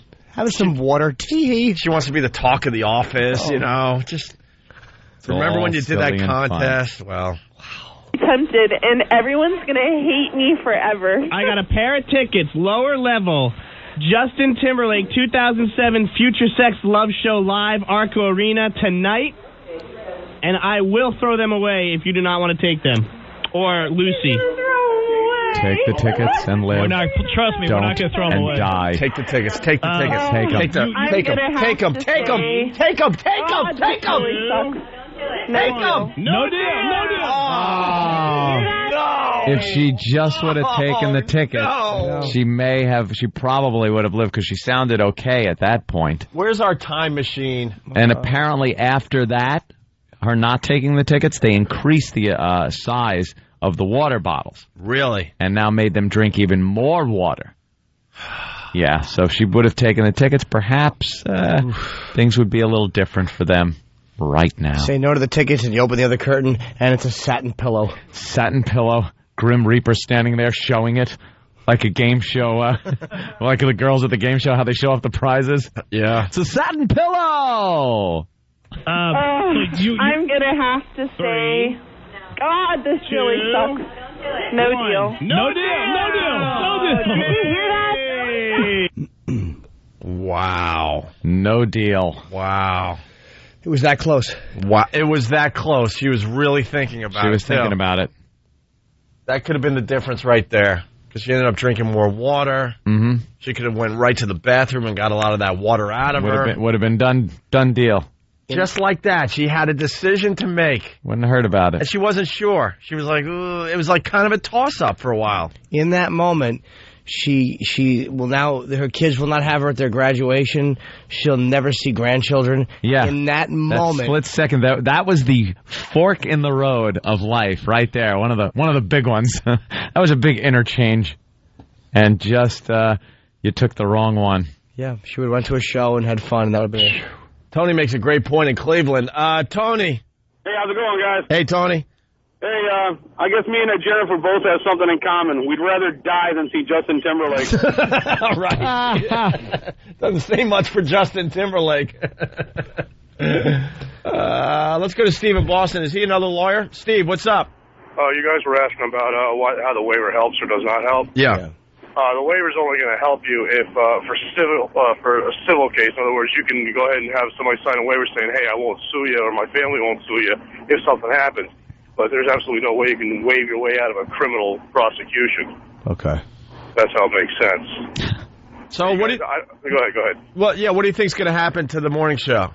It's going to be tough. It's going to be a rough time for these guys. Really? Yes. They're in trouble. I think I would not recommend doing this if I was you guys. No. We did this. Oh, yeah, we actually did this contest back in the day. It's kind of hack anyway. Hey, listen, you guys still listen to the Little People stories, sightings, or whatever? I got a good one. Major story. Oh, jeez. Are you at it? Wow. All right, hold on.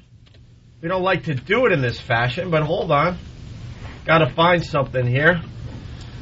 So anyway, Anthony, we're going to play the next track from the Morning Rave contest. We interrupt this program. What? What? Ozone midget sighting of the day. What? Who saw this coming? Certainly not me. Steve in Boston, what's up? You want me to start from the beginning, or you want to hear my Little People story? Beginning of what? Beginning of what? I don't understand what you're even We talking have about. no idea what you're talking about. We're talking about this Morning Rave thing, and we interrupted the program because it looks like you have a midget sighting. Well, I had a fantastic midget sighting. Picture this. I'm in Atlantic City. I'm at the craps table. I'm going on a pretty good roll. All of a sudden, my turn is over, and what do I see but just this little white pair of knuckles on the other side of the craps table launching these dice up in the air. Now I'm thinking, what is going on over there? There is a little person, if you will, launching the dice at this craps table. If you can imagine, if you will, nothing but little knuckles coming up from the bottom of the craps table in the air. And I see dice flying out of them. And this little person went on one hell of a roll, won me a lot of money. But these knuckles come out of nowhere. Pretty funny. Little puffy knuckles, just with those big dice. They look huge in his hand. It looked like someone was throwing a baseball with a bunch of slugs hanging off of it. Looks like someone's rolling the dice that hang from your mirror. Come on, 7. Come on, 7. Oh, it was great. And there was a little person friend with him and losing money, so he's sitting here trying to get the little person to stop throwing. Little person wants to keep throwing, and all you see every once in a while is a little fat hand every once in a while jumping up. Oh, wow, that's a good one. That's a good one, sir. It was good. All right, thank you, Steve. All right, bud. Meanwhile, back at the show. Let's say hi to Josh in D.C. Josh, what's up? What's up, boys? Hey. You know, this woman's an idiot. She could have just taken a ticket, scalped them, and probably bought 2 or 3 weeks for herself. She wanted bragging rights, though, man. Yeah. You know we get into these situations with our show. You know, the listeners, they want bragging rights. They want to be the one that says, hey, I won the eggnog drinking contest. I won the whatever contest, you know? Yeah, but anything's better than dying. Come on. True. But she didn't know she was going to die. She was she was living in the moment like, no, I want to have bragging rights. They're going to be talking about me on the show for a while. I'd be thinking about the cash the whole time. I could care less about the system because you can just go buy it. I mean, what difference does it make? Right. Yeah, she's screwed up, obviously. All right, the whole collection of them screwed up. Yeah, let's say hi to Max in Dallas. Max. Good morning, boys. Hey, Max. Hey, Anthony. Chicks named Jennifer just seem to cause all kinds of problems, don't they? Yeah, I've noticed a trend, perhaps. All right. Well, let's say hi to Greg on Long Island. Greg, what's up? I'm going to try it again. Okay. You think Jennifer is the talk of the water cooler? Well, you know, when you do a radio show, you're looking for water cooler talk. So yeah. So Greg might be onto something there. Here's a law student before we get back to the remaining audio. Cooler. Yeah, I know. Ron in Connecticut, what's up? Hey guys, how you doing? I'm a long-time fan, first-time caller. All right. Quack quack. I'm a Harvard law student, and technically, if the thing that they sign encompasses death in there, there's not a whole lot that they can pursue against the radio personalities. But they can really go after the person who signed off on the contest because everything has to be signed off by somebody. What? I think you just talked over our heads. Yeah. All right, let's get back to the audio. Here we go. Jennifer complains about being in pain. The host says that's what it feels like when one is drowning. She said drowning. Oh, drowning, they said? Yeah. You got to give him a break. Well, he's very knowledgeable. I can understand. You got to give him a break. Jennifer drops out of the contest. And life. Yeah. She does not win the contest in the end. No. Jennifer, I heard that you're not doing too well. My head hurts. Oh my God, her voice is... dude, yeah. I just got chills. She's dying right now. She just went from cute girl... cute sounding girl to that's the real deal happening right now. See, she is dying right now. Her brain is swelling to the point where she will die. And this is what is happening to her right now. You are listening to a woman who is dying. Now, if she went right to the hospital. Audio. She went right to the hospital. Mm-hmm. She would have been fine, probably. Maybe. Yeah. They could do something for you, right? Apparently, we heard yesterday they give you some kind of IV or some crap that the water diluted out of you. But... I don't know. They go, here, eat this. It's a sponge. Quick. The timpani sound effect as she's dying. Yeah. Oh, yeah, I know. It's always good to have the nice, wacky, friggin' radio sound effects when a dying woman is talking. Jennifer, I heard that you're not doing too well. My head hurts. They keep telling me that it's the water, that it'll tell my head to hurt, and then it'll make me puke. But who told you that? The intern? Yeah. Oh my God, she's getting advice from an intern. An intern. Who told you that? That it's the intern? The intern told you? The intern was smarter than anyone else on the show, though. Knew a little bit about this water intoxication. puke, but Who told you that? The intern? yeah. That's one of the notes over there. Like, it makes you, but it makes you feel lightheaded, so I'm not sure if I'm just like... This is what it feels like when you're drowning. There's a lot of water inside of you. Oh, it hurts. This is like Deep Blue Sea. So, we want to get you out of your misery. We would like to offer you again, one more time. And the last time. The last time we're going to offer you this. Justin Timberlake tickets for tonight. Lower level. Because it seems like Lucy has a big bladder and she's not going anywhere. You know, they laughed at me for turning them down the first time, so I'm not going to turn them down again. I'll take them. All right, bring them in. Hey, bring everybody in. Come on, bring them in, everybody. Bring them in. How creepy was that concert? 2 empty seats on the lower level. Just creepy empty seats. Wonder where those people are. Yeah, Why didn't they show up? Oh, well, anyway, I like this caught song. in traffic. Yeah. Wow. And now, finally, the host comment on how sick Jennifer looks. She can't stand up. Yeah, she can't stand up. Oh, she looks sick. Jennifer, you look... oh, my gosh, look at her belly. Are you pregnant? No, she said it looks like her belly like when she was pregnant. Look, it's totally sticking out. Oh, my gosh. Look at that belly. That is so funny. That's full of water. You ready look to... probably 3 months pregnant. Come on over. She's a mother of 3. I know. She's a little tiny thing, too. That's so funny. Come on over, Jennifer. You okay? You want to lay down? What do you... She can't even walk. You going to pass out right now? It's too much water? I could probably drink more if you guys could pick me up. You want me to? No. What can I get for an... What can I get? Well, you're going to Justin Timberlake tonight. You got tickets for that. I don't think Lucy was going to give up, so... Oh. And no problem with Lucy, I guess, huh? No. The eventual winner of the contest. No, I guess she went in and did her business, got rid of it. I don't know if Jennifer did. Wow, that is, I got to be honest, that's really, really creepy. And I don't know what, implications for the show this audio holds, but that's something. You think it'll come up in court? You think that'll be played 1,000 times in a courtroom? Of course it will. Of course it will. You could see that they obviously have knowledge of this water intoxication. Did nothing. They're laughing as a woman is dying. Looks like a family's going to own a few radio stations. Yep. This is going to get ugly. They won't go to jail, though. They won't go to jail because you could hear there was no intent there. I mean, I know it's negligent, but they're all having fun. She's saying she sounds fine in the first 2 clips. Like, there's no way anyone's going to jail. Yeah, I think it's a civil suit. Big civil suit. I think what kind of saves them is asking her if she wants to drop out, and she said no. I think that helps a little bit. I'm no lawyer, but I think that helps a little bit.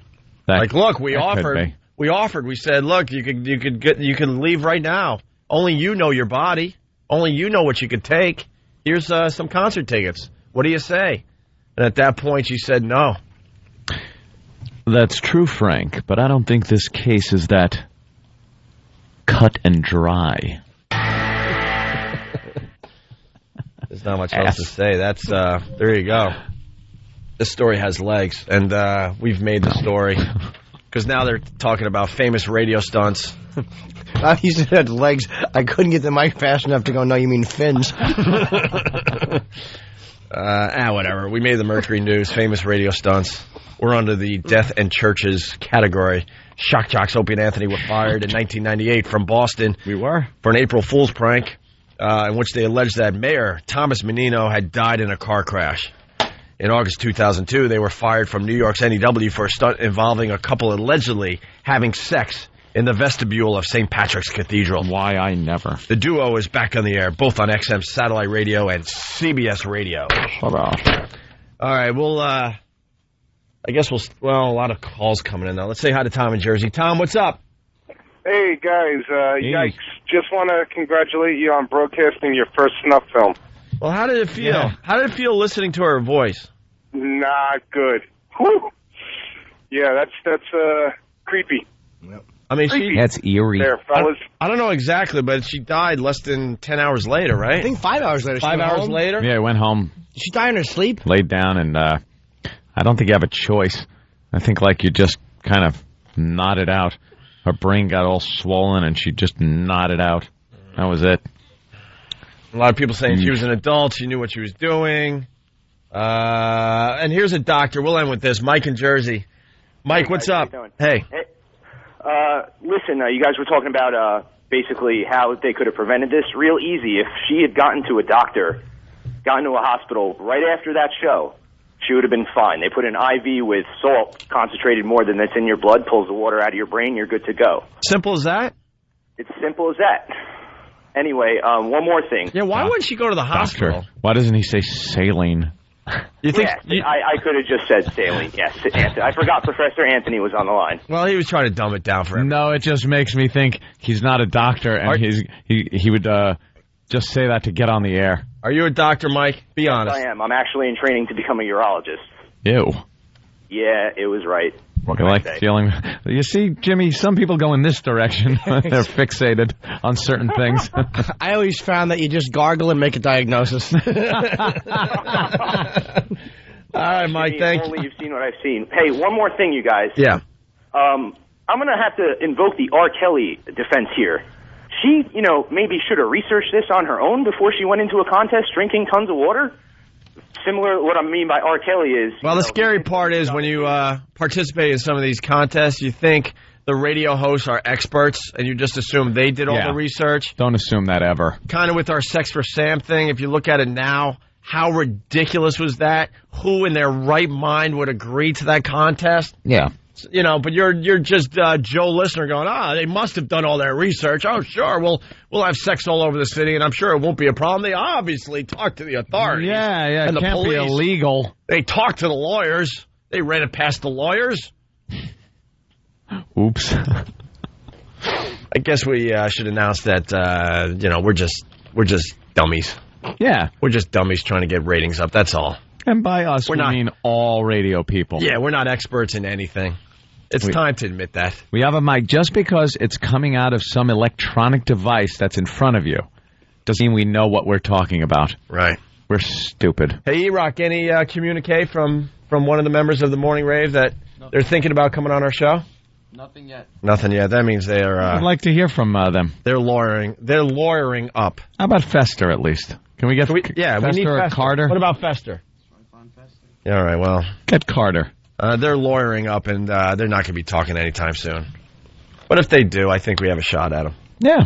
All right, My Baby is Black? Yeah, it could be the day. American Idol?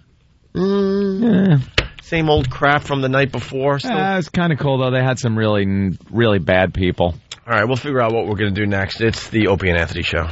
Hear what everyone else is talking about. O&A Uncut and Live, continuing the show on XM Satellite Radio starting at 9 a.m. Eastern. Visit xmradio.com to subscribe.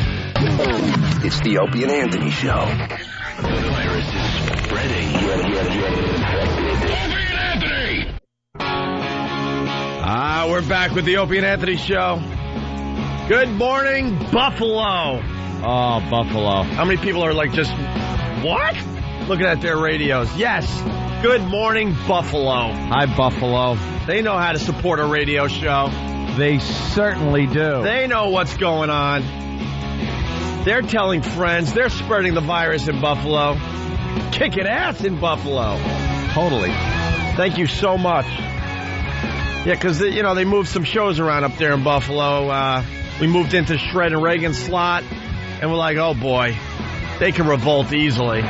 Easily, because, Shred and Reagan were in the seats for like 10 years. Yep. They moved to afternoons, and we're doing very well in mornings in Buffalo, and guess what? Shred and Reagan kicking ass in afternoons. Lucky bastards. Good morning, sleep in. Buffalo! Yeah, no kidding. We would trade you. We would trade you. That'd be nice.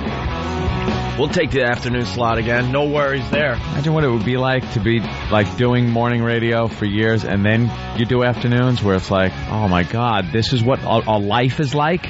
This is what it's like to have a real life. Yeah. I live better like this, man. When the week we were off, my girlfriend, this is the way I live. Like, normally, I would go to bed at 6 and get up at 4 in the afternoon. She's like, this is the way you used to do it? I'm like, I'm the worst. Yeah. I like getting up in the morning because I live like a human being. Yeah, I don't mind it at all. Let's say hi to Kristen in Connecticut. Kristen. Afternoon guy. Yes, hi. Guys, Hi. thanks for the buzz kill this morning. Seriously. But you couldn't turn off the radio, right? I I know, it was like watching a train wreck. I felt really guilty, I was vicariously listening and just really bummed out about it. And now I'm on my way to my clients. I drive an hour and a half. You need to play something, do something happy. Please, I'm begging you. All right, we'll do something happy. Thank you. I mean, how did it feel listening to that, though? It was incredibly creepy. Very, very creepy. Just hearing her voice, she seemed so sweet. But what I was thinking is, her poor kids are probably, feeling guilty because she's probably trying to win it for them. Did they get a Wii? Yeah, and the kid's probably like, Mom, I want a Wii. And she's like, I don't have the money for it. So she tries to win it for them, and the kids probably have to live with feeling like they, had something to do with it. Well, that's what they get for being such bad boys and girls. Spoiled little brats. Don't worry, they're going to get plenty of gifts in the coming weeks. That's true. Nah, honestly, replace that. There's no real jokes there. I was listening to that, and for the first time in a while, I was getting the douche chills. Ugh, this I almost is a little started rough. crying. Honestly, I'm not that much of a wuss. Oh, but don't geez. cry. Yeah. All right, we'll do something happy, Kristen. Thank you. All right, thanks. Thanks for not turning it off. Hey, and Anthony and I were talking during the break. Could you see if she just wrapped around a telephone pole and is dead now? That last caller? I'm just saying how eerie would be, but we would never know because we don't know who she is. How many times has that happened? Hopefully a lot. Just trying to diffuse the death audio we heard from the woman. We just heard death audio. You never know. That's what I'm saying. Death audio. A death dedication. Yeah, I'm Casey Kasem. I was sort of going there, yeah. Well, we were talking during the break. Good Morning America now just played the audio that we just played. Yep. Or, it's TV, so they can't go long form at all. So they played 10 seconds of it. A couple of snippets. A couple quick clips of it. And I'm thinking to myself, how did this audio get out? And stupid me, I'm thinking back in the old days. Anthony and I can't tell you how many times we were doing some crazy thing on the radio, and a general manager would come running in, all sweaty in his suit. His hair is all just out of place because he's been rubbing his hair like, oh, my God, what to do? And general managers would run in and go, if anyone calls and says that they need a tape of this show, just tell them we don't tape your show, and then would run back out. No tapes. There's no tapes, right? Meanwhile, everything was taped. Yeah, our policy is we don't tape anything around here, okay? Understood? Just in a panic. But you can't use that defense anymore. Radio stations would use that defense with the FCC. Look, because the FCC would get a complaint or something really, they did what? We need to hear this. Yeah, we need tape of it. To see if there were any violations. Mm-hmm. And then, of course, the company would get back to the FCC and go, we don't tape anything. We don't have any copies of that. Occasionally we've taped stuff, but not that day. No, What day were you looking for? No, not that day. No. And, but now it's different. Everybody's taping all the freaking time. Yeah. Everything is recorded. Listeners. So that defense doesn't work anymore. I remember Bruce Mittman back up in Boston just running in a panic on so many afternoons going, if there's a tape of what you just did, destroy it. You understand me, right? The homosexuals are angry, boys. So destroy any tapes that you might have. Wink, wink. Love that guy. All right. How about American Idol? Yeah, saw it. I don't think we need to spend too much time on it today. It's getting torturous. It's pretty much the same as the first night. It was from Seattle. Dude, 37.3 million viewers. Huge. First night of American Idol. It was from Seattle, and it just reinforced that whole Seattle, too cool for their own good, think they are so hip, and meanwhile, they just sucked. A bunch of artsy-fartsy people, the tree hugger variety type, that just want to piss their parents off. So they spike their hair and dye it a wacky color and pierce everything and think that's new. And then they come up on stage and proceed to make total asses of themselves, which is pretty much what they did. I think they got a total of 7 usable people in Seattle, about 16,000.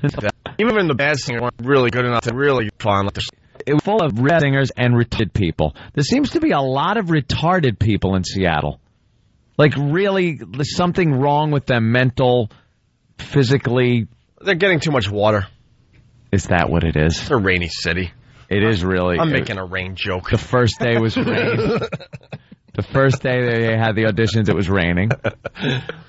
And then the second day was nice and sunny. Too much water on the brain. Water on the brain. They're saturated. They stunk. They can't think quite right. And they had the cute little retards that they like to exploit sometimes. You know, where they team up two freak show people and make them look like they're the best of friends for their time that they're auditioning together. Yeah. They did it last year with a couple of retards. They did it this year, too. And everybody, Simon is like really nasty to a lot of the people that come in. But these two retards came in like not at the same time, one after the other. And they were being very, very nice to them. Because they even knew, oh my God, we will be killed if we goof on the retarded. And they are so obviously retarded. Really? Like yeah. for real retarded? Yeah, Wow. like definitely something. That fat kid was retarded. There's some inbreeding in his past. Inbreeding. We put a little inbreeding on the turkey and baste it and it'll be voila, it's wonderful. Yeah, there was some kind of inbreeding going on. Breading. That's my new thing. In breadcrumbs. And by the way, did I call it with the security guards? It kind of takes away from how tough Simon really is. Oh, when that hairdresser guy yeah, we were talking about this yesterday. We're like, hey, of course they're all real brave. They got muscle right to the right off camera. Yeah. That's what I was saying yesterday, and sure enough, one of the contestants tried to mousse up Simon's hair or something. Yeah, some gel or whatever in his hair. They were goofing on him. And you saw these two big, huge security guys come running into the frame. To escort him out of the... I think that takes away from Simon's meanness. Really? Yeah. I thought he was kind of all alone there. You got to know, he's kind of an asset, kind of a commodity for the program. They don't want some guy coming over there and punching him square in the face, putting him in a coma. And the other door gag is just great. Yeah, I noticed it the first night I was watching it. I'm like, this is a gag. It's a bit. They have double doors. There's to no go reason to in have and out one of the door place. locked. Right. It's double doors going in and out of the audition room. They lock one of them and leave one open. So that when somebody's all dejected, they hit the wrong door, and Simon just goes, other door. Other door. All disgusted. You hear, sometimes they don't even show the person leaving. You just hear that, and Simon's face going, other door. It's a great bit. And they probably tell them, like, before they go in, all right, just leave. You come in through the right door, you leave through the left door. Leave through the left, other door. But you shut up. So you want to hear Kenneth and Jonathan, or you want to hear the psycho guy, Nicholas, the software guy? Any of these that we have clips of would be fine. The psycho guy was, again, another guy that's just crazy. They say you can really tell if someone's crazy if you can see the whites of their eyes underneath and above the color part of your eye. And you absolutely could on this guy. The girl I used to date told me that there's a term for it because every one of our listeners had it. F.H. Riley's. F.H. Riley's? Did you say F.H. Riley's? I did. It was, I believe, in Huntington Avenue in Huntington, New York. 400. 400, of course. I meant to say that. Yeah. Part of Huntington on Long Island. Mm-hmm. Yeah. Mm-hmm. Our restaurant. Yes, sir. It's a fine restaurant owned by the Opie Hughes and his brother. And we went out there and had some good cheesecake, but the listeners showed up, and they were all had that 3/4 white thing showing. And she goes, there's a term for that. And she told me the term, and I forgot what it was. Crazy. Yeah, nuts. It's called crazy. And this guy had it. His eyes are just wide open, and he sang one of Simon's favorite songs, Unchained Melody. Unchained Melody. I guess this would be the hit of the show last night. It was all right. It wasn't as good as the first night. Yeah, I don't think we need to play Kenneth and Jonathan. It goes on forever. It's just, what, the two retarded guys? Yeah. If we could get a little of the fat kid singing, that's all I want. Which He's one was got he? a lisp. I think. Was he the one that looked like a monkey? Because Simon, there was one of these guys was deformed. Right. He had some kind of deformity where he was half midget. That's the fat guy. All right, we got the fat guy singing. God bless America. He had a lisp too. Land that I love. Here you go. Take it down. Stand beside her and guide. It's like if Cartman was a human being, a real human. Oh my God, it is. He is the living Cartman. Listen, he's the living Cartman. You could kind of hear it in his voice. You guys? Yeah, I'm ready to perform. He's the living Cartman. God bless bless America. You guys. Land that I love. Stand beside her and guide her. Sounds real good. Unless you're a stupid Jew. He's been practicing a lot upstairs in the holding room, so he sounds like he's ready. That's his simian friend. Yeah, listening through the door. To the oceans white with foam. God bless America, my home, sweet home. Oh, nice. Yeah, Simon just says, beautiful. Woof. What did the judges say to him? Wow.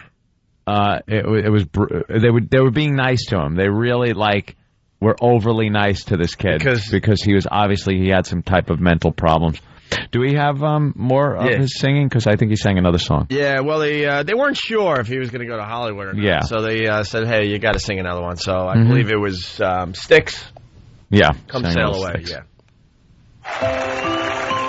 Wow, they seem to like the music that isn't there for the auditions. Oh, they figured they'd help him along a little more than the other contestants. I'm sailing away. This ain't bad. Sailing open course for the virgin sea. 'Cause I've got to be free. Free to face the life that's ahead of me. Fantastic. I'm bird, I'm the captain. So climb aboard. We search for Mary on every ship, but we bear a load of dread. Here it comes.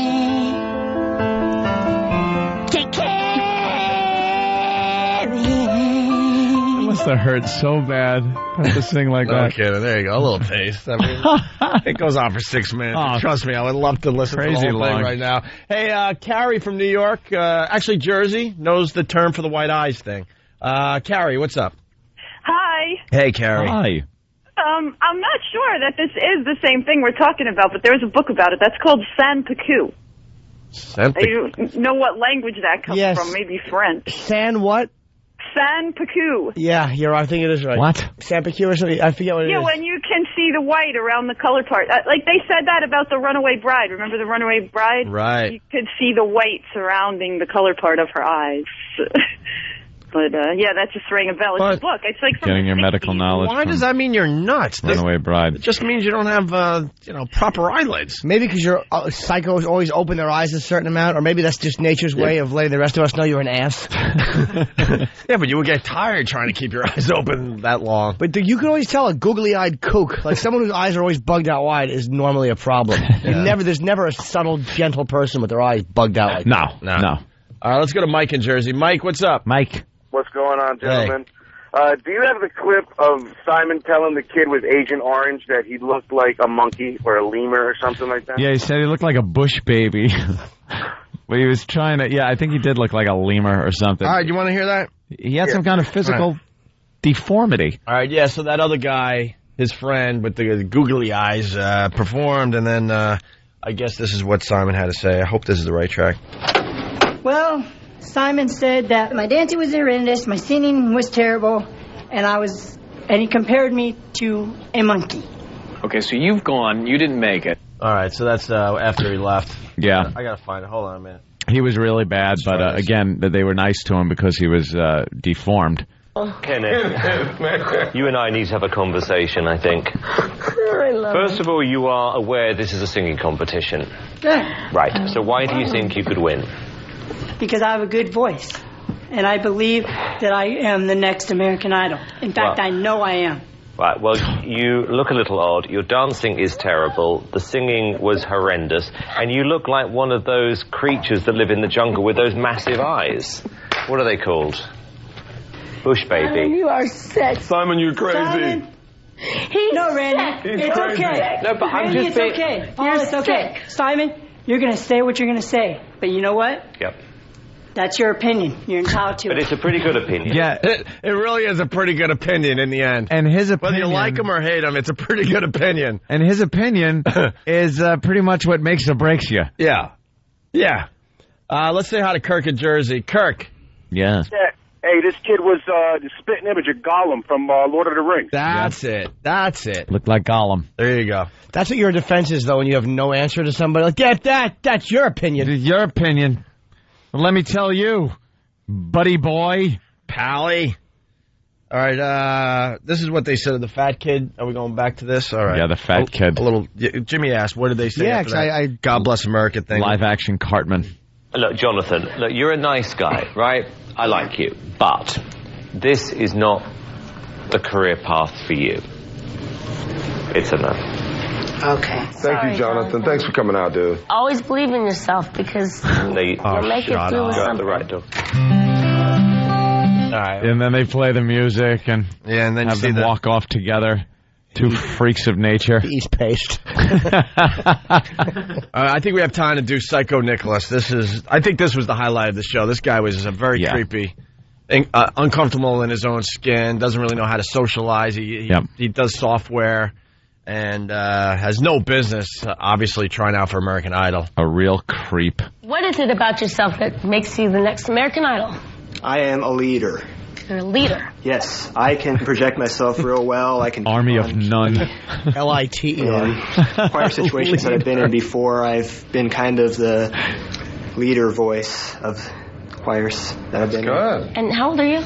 27. 27. What makes you unique apart from being a good leader? What makes me unique? I don't really have a good answer for that, but I just like to think I'm a lot different than a lot of other people. Would you say your voice sets you apart from everyone else? I would say so, yes. That's Why don't you show us what you're talking about? What are you going to sing? Okay, I am going to sing Unchained Melody by the Righteous Brothers. That's Sonny's favorite song. That's what I've been told. I want to know when Nicolas Cage went out for America. He sounds exactly like stupid Nicolas Cage. Wow, I didn't notice that because I've seen him, so yeah, I could just picture what he looks that like, lunatic.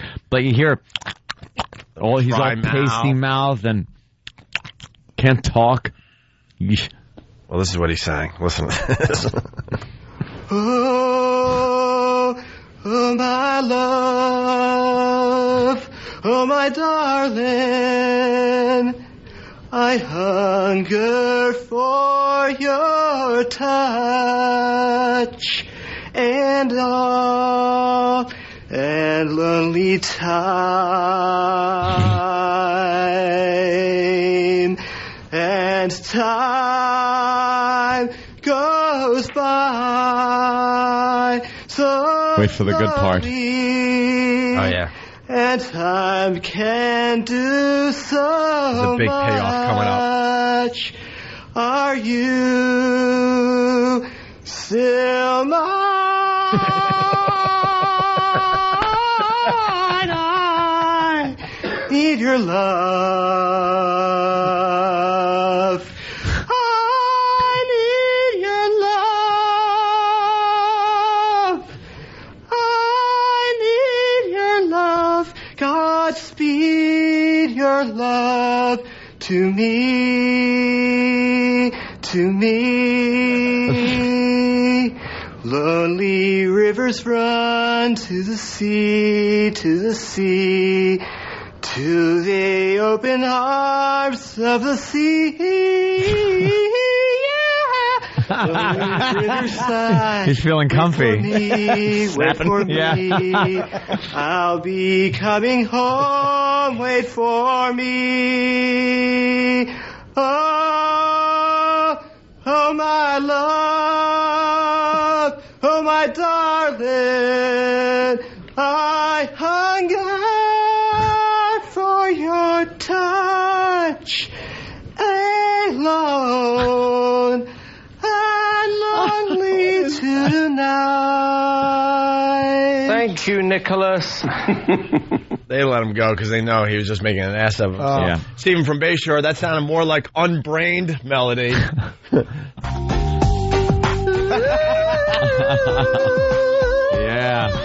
I've got a new life you would hardly recognize. I'm so glad I'm a new person like you, really you. I didn't bother when you're just She should have been on. for me. Should have been a star. She would have been the star of American Idol. I saw the sign and it opened up my eyes. I saw the sign. Life is demanding without understanding. I saw the sign and it opened up my eyes. I saw the sign. No one's gonna drag you up to get into the light where you belong. But where do you belong? And then someone else is saying that guy, it sounds like he's about to go ta-da. I play the lute, Simon. The lute. I'm a lutist. You just call Andy. It's time. Sting. Just call him. Get it done. Stop teasing it. Get it done. All the signs. Yeah, I know. All right. This is what they said to Psycho Nicholas. They just were as honest as possible in this one. What the bloody hell was that? It was me. It's honest. Is that not good enough? No. Not even close. Okay. So that would be a yes or a no, Simon. One of the worst I've ever heard. So that would be a no? It was almost non-human. It was really, really bad, dude. Out of tune, bad tone, weird tone, actually. Not pleasant. None of the things you want singing to be. Yeah. Thank you, sir. Good looking out, man. So when will you sing again? I don't really know. Maybe next year, or maybe, I don't know. That's pretty much all I have to say about that. Yeah. Was a Forrest Gump line. Guess I gotta go. Guess I gotta go. Yeah, Castor Troy. All right. People are asking for the first one. Hotness. Oh, the hotness. Yeah, maybe we'll play when we get back. We really got to step aside for a little bit. I don't know. Hotness was a slob. A slob. She should call herself the ugliness. Oh. There was nothing hot about the hotness. Her mouth looked like a it looked like the opposite end of your mouth. Like, you know when you eat, you put the food in your mouth? Yeah. Looks like the opposite end of that. Especially that whole process. Especially if you eat Taco Bell a lot. Yeah. That's what it looked like. She got it was like she had a lip transplant. Old cinnamon lips. Yeah. Do you think she's hot, Jimmy? There's a picture of her. That's the hotness. No, not really. She goes by the hotness. And they asked her why she's called the hotness, and apparently it was because in high school she was kind of wild and popular. And I was laying there in bed watching. I go, oh, okay, she was the whore in high school. She was just the whore. She looks like Fred Gwynn. But she's like, I'm the hotness, Lily. Lily, I'm the hotness. Looks like she worked out those lips a little too much. Grandpa, I need a singing potion, Grandpa. Okay, Hyman. She does look like Fred Gwynn. Oh, if you're the hotness, you should not even resemble anything of Fred Gwynn. You better make sure you're hot if you're going to call yourself the hotness. The hotness? There should never, ever be a question. Not a hint of Fred Gwynn should be in you if you're the hotness. Jessica Biel. Do you look at Jessica Biel and think anything of Fred Gwynn? No. Of course not. Jessica Biel could call herself the hotness. Not this broad. Of course. With puffy lips. Not even big good puffy cinnamon lips. Sometimes you see a puffy lip. You know, lips, they're nice. She had a double chin. Scarlett Johansson, the hotness. The hotness. You could call her the hotness. Oh, yeah. Stalker Patty.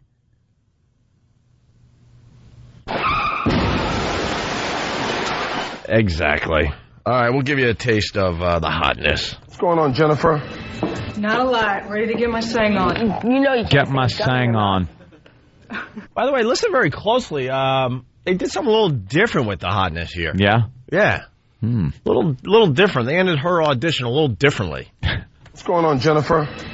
Not a lot. Ready to get my sang on. You know you can't sing with gum in your mouth.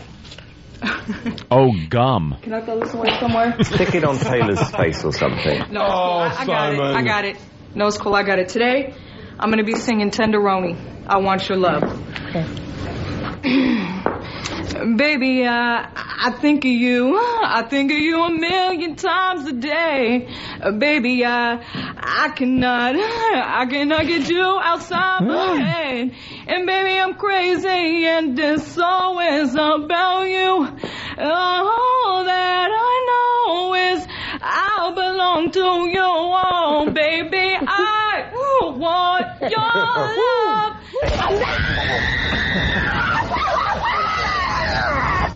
Yes, she was tasered right there. A new addition to American Idol. The first contestant to be tased on American Idol. It happened last night with the hotness. Ugh. Oh. Are we weighing E-Rock next? Great. Sam's alarms went up. You were so happy about I that. know. Anytime E-Rock is being goofed on, Sam is happy. E-Rock, we're going to make a deal with you today. Do you feel adventurous? Ooh. Are you Curious? willing to be adventurous? Yes or no? Yes. Wow. That means you will do what we say next.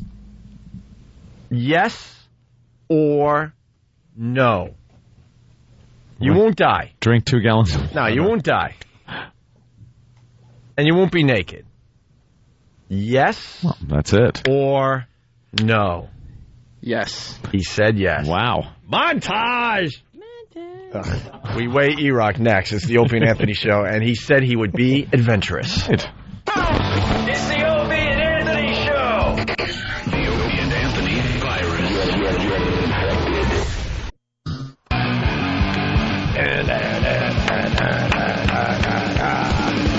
It's the Opie and Anthony Show. Ooh, Jimmy's dancing. Hope you know that by now. Swim walking. Jimmy's off to Chicago. Yes, tonight, tomorrow, and Saturday. 3 different zanies in Chicago. And I'm doing Steve Dahl's show tomorrow, which I'm very psyched about. Very cool. So make sure you check out Jim on WCKG in the Chicago area tomorrow in the afternoon there. I gotta have a staff lunch. A lunch with the staff, the sales Ooh, staff. It's gonna be a barn burner. They're really into the show in CKG, Chicago. yeah. They're really into it. Nothing really happening with the ratings yet in Chicago, but they're into the show. They're believing in the show. So we'll see what happens in the coming months. But Jimmy's going up there to do his comedy and also kind of take a look and see what Chicago's all about for us. Mm-hmm. And hopefully we'll be up there very, very soon. Well, not very soon. It's winter. We're not stupid. Yeah. When it gets nice and warm, we'll visit your fine city and take a look around. Because I'd like to look around. Yeah. I don't want to go to a city and have to stay in a hotel room because it's 5 degrees out. Correct. Thank you. It'd be funny if they pushed me in the conference room and then just raped me while making me read the numbers out loud.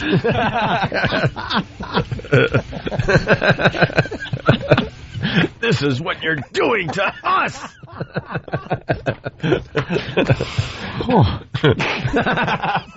Strangely sexy. Anyway, are we ready yet? Kinda? E-Rock. E-Rock gained a lot of weight during the holiday. Oh, tons. And packed it on. What was it, 19 pounds we figured? You said 15, but then you openly admitted you weighed 200 pounds before Christmas, and we weighed you at 219. Mm-hmm. So you gained about 20 pounds. How tall are you, E-Rock? 5'11". Okay. He's not a fat guy, but he just looks like he shouldn't be fat. He's a big boy. Some people should be fat. Some people, that's your thing. You're fat. You look good. You look fine. You look healthy even as a fat guy. E-Rock, on the other hand, doesn't look like he should be a fat guy.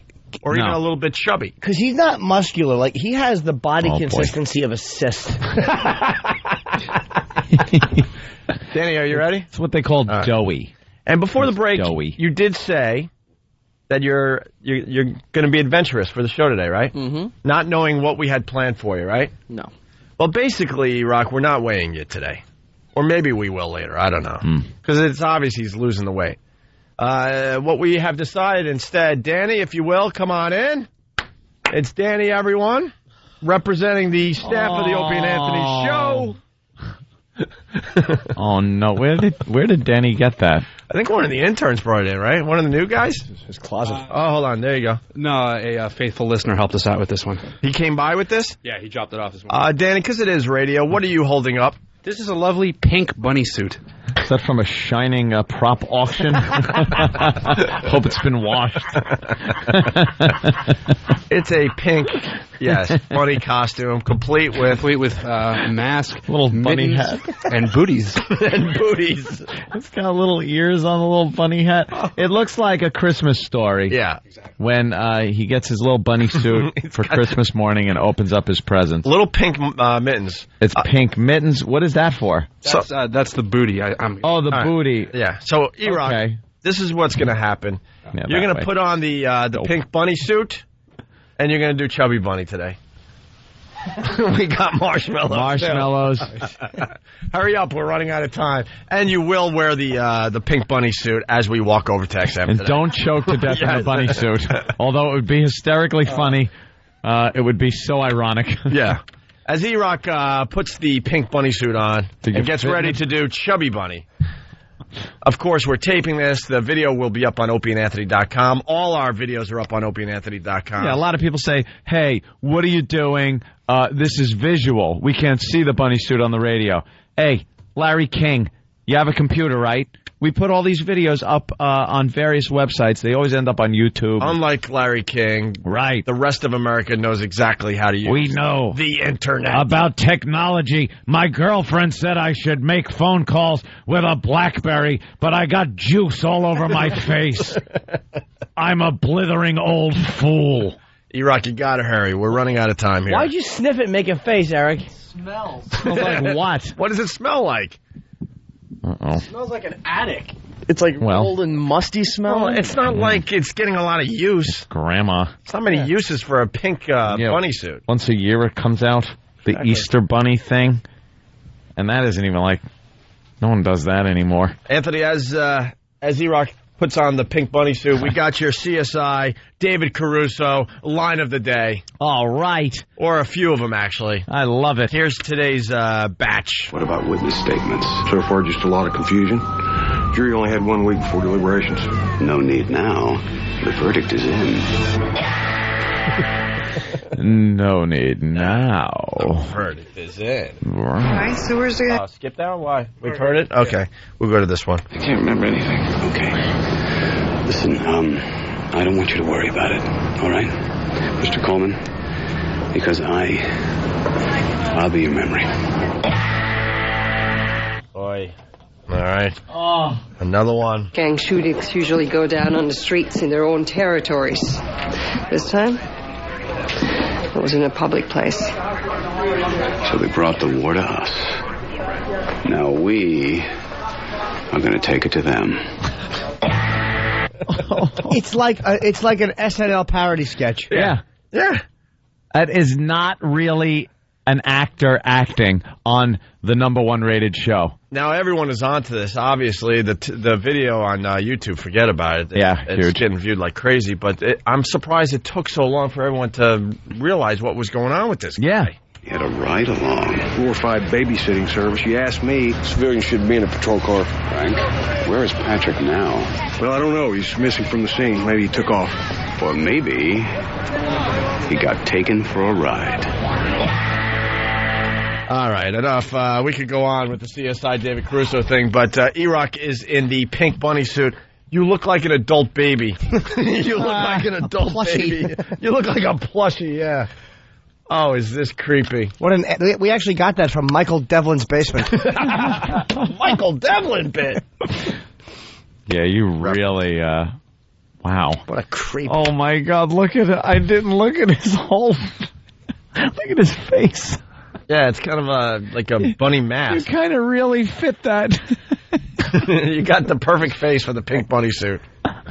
It's slightly chubby.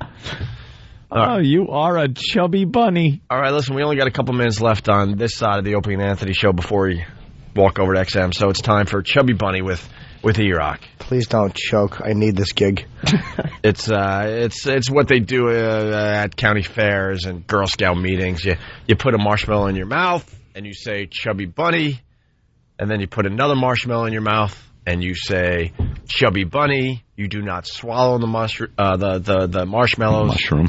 And you keep doing this until you can't anymore, and then you spit them out.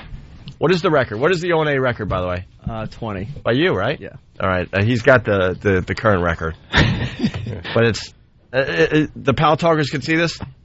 Oh, yeah. A nice close-up of him. They got a good close-up of his face right. and the bunny suit. He will be walking over to XM dressed like that, right? Absolutely. Okay. I wasn't sure. And Sam's got his camera. And my camera. And the videos will be up on opieandanthony.com later today. Here we go. Chubby Bunny. Chubby Bunny. Hate to have to do the Heimlich on a bunny. I know. Don't laugh. Cut the hole out of the back of the Chubby costume. Bunny. No laughing. No laughing. Make you choke. There's no laughing at Chubby Bunny. Chubby Bunny. Ugh.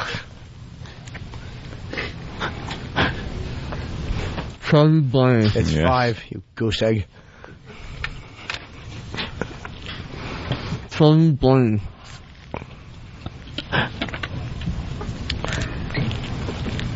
Chubby Bunny. How many are we up to? 7. 7?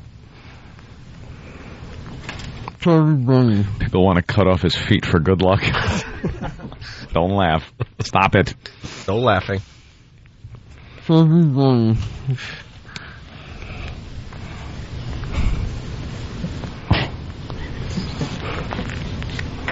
I'm all nervous because some woman choked at a county fair doing this. That's And how died. We figured it out. And She died. And that's when we decided we needed to do this on our show. I guess you're right.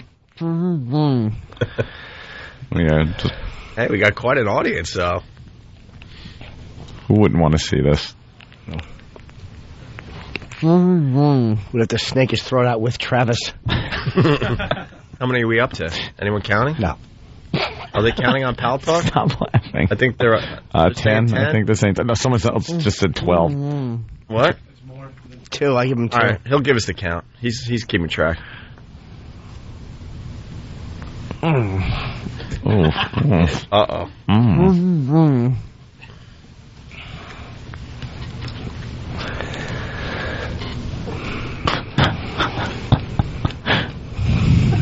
Oh, no, he's having problems. You know you could die from fatness. This is how he eats his lunch.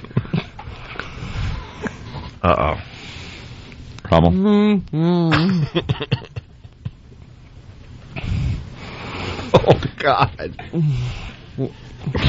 Careful. Careful. We like this gig. God. Wow, he looks like he's having a real problem. Oh, boy. Breathe through your nose. I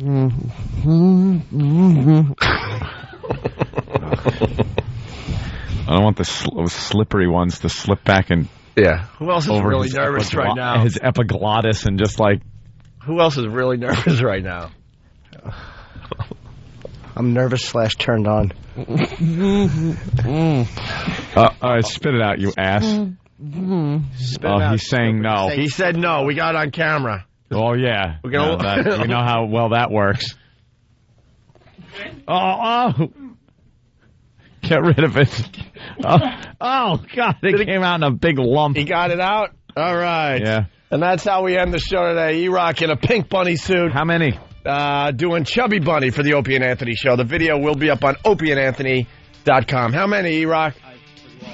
Good boy. You lost count? Yeah. You have to skip in that outfit. Why don't you count them in the... someone is saying 18. Just short of the record. You know, if he would have died doing that, we wouldn't have been able to take the bunny suit off because you can't mess with any evidence. So they'd like had to haul him out in that coroner's gurney in a bunny suit. All right. Hope you had fun today. We had a great time. Sam. It's a dead rabbit, Sam. If you're not joining us over at XM, have yourself a great day. Thanks for listening. Bye. Go see Jimmy at Zany's in Chicago for all you guys in the Chicago area. Ooh. And listen to him on WCKG tomorrow afternoon with Steve Dahl. Thanks, guys.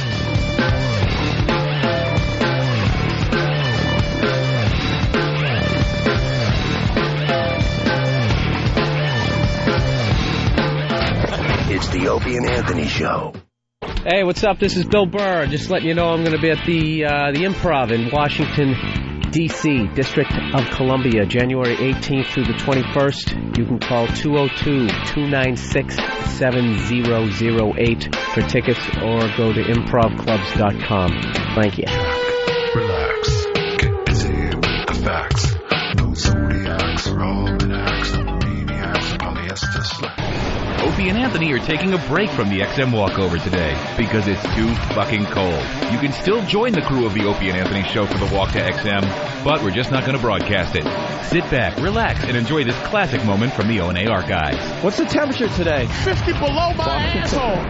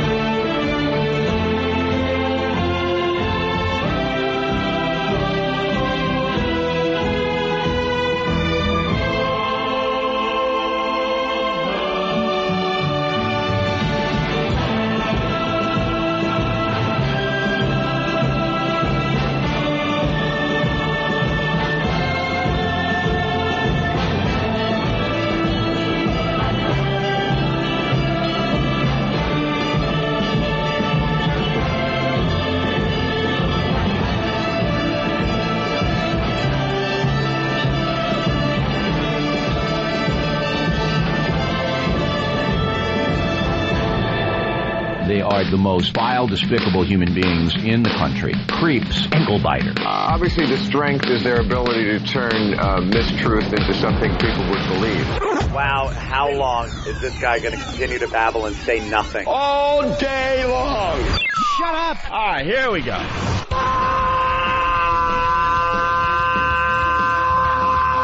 Welcome to the Opie and Anthony Show. It's worse than I imagined. That's terrible. I'm sorry. We are a bunch of dopes. I think we're lewd. We're probably pushing 20 arrests because of this radio show. Out of touch cornballs. 3 retards. We have the effect of Tylenol PM.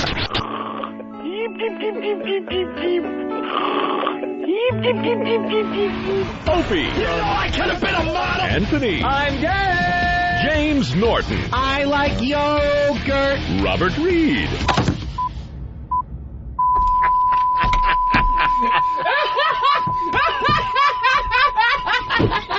But enough of this palaver. Let's get the show on the road. All right, yeah, we should be around 12:40 to do that for you, though. Yeah, like I said, Ant and I will talk on MSNBC, right? 12. Yeah, we'll get Anthony, too. What? No, you got the phone you just called. Just call that, and we'll... is it live on MSNBC at 12:40? 12:35, you'll call Ant and I, and we'll be on with Allison Stewart on MSNBC. Green lighted. We're green lighted. Okay. All right, cool. They're calling me in. I got to do my show now. All right. Bye. You want to do it? What is it? What is this? They want some professionals to talk about. Oh no, Shuck Radio. I told you we would be dragged into this story. I remember doing this.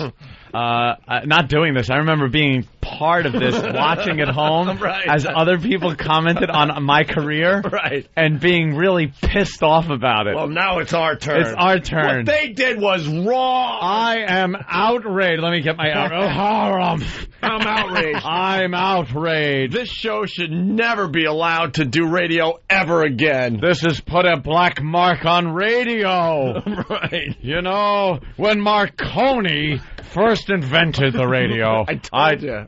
Oh, boy. I told you they would drag us in. It's happening. Let me practice. We have on the phone right now Shock Jocks, Opie and Anthony. You might remember they themselves got into trouble a few years ago by having a couple engage in sexual activity at St. Patrick's Cathedral, which led to their firing, but they are back on the air on XM satellite radio and various FM radio stations across the country. Opie and Anthony, welcome. Hi, thank you. Thanks for having us, Allison. Thanks for having us, Allison. Okay, guys, let's get right into this. Okay, you talk. It's your show. That'll start us off on the right foot. Guys, you're familiar with this story. How do you feel about this? What happened? Well, Allison, it's a tragic day for radio. Yeah. You know, I never thought it would get to the point where listeners would actually die. Ah, yes. Yes, we were hoping to be the first show to kill a listener. Absolutely. And if you looked at our latest look at all the press they're getting. We really need a listener to die to get the talk up. Actually, if you look at the New York ratings, Allison, you would assume we had killed all our listeners. But no, hopefully there's a few still out there. No, Allison, the reality is our dummies don't know how to take care of the Opie and Anthony show. The show's all about Allison. You know, be a great answer. It's going to be great. If they ask you what you thought of it, go, well, you know, we've done research, and Jennifer was a cunt.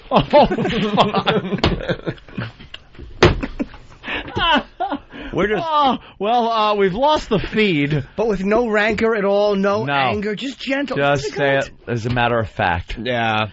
I guess we have to tell people that, why all the nakedness today? What? Is all? How many do you have up? Is it Naked Thursday on Pal Talk today?